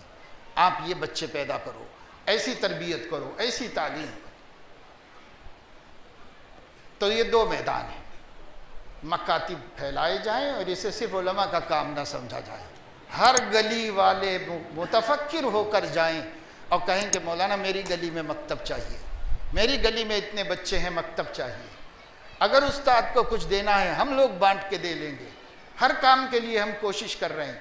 गली में सड़क नहीं है तो कोशिश कर रहे हैं, चक्कर लगा रहे हैं, फिर के सड़क डलवा रहे हैं। गली में स्ट्रीट लाइट नहीं आई तो कोशिश कर रहे हैं, खंबे डलवा रहे हैं, लाइन ला रहे हैं।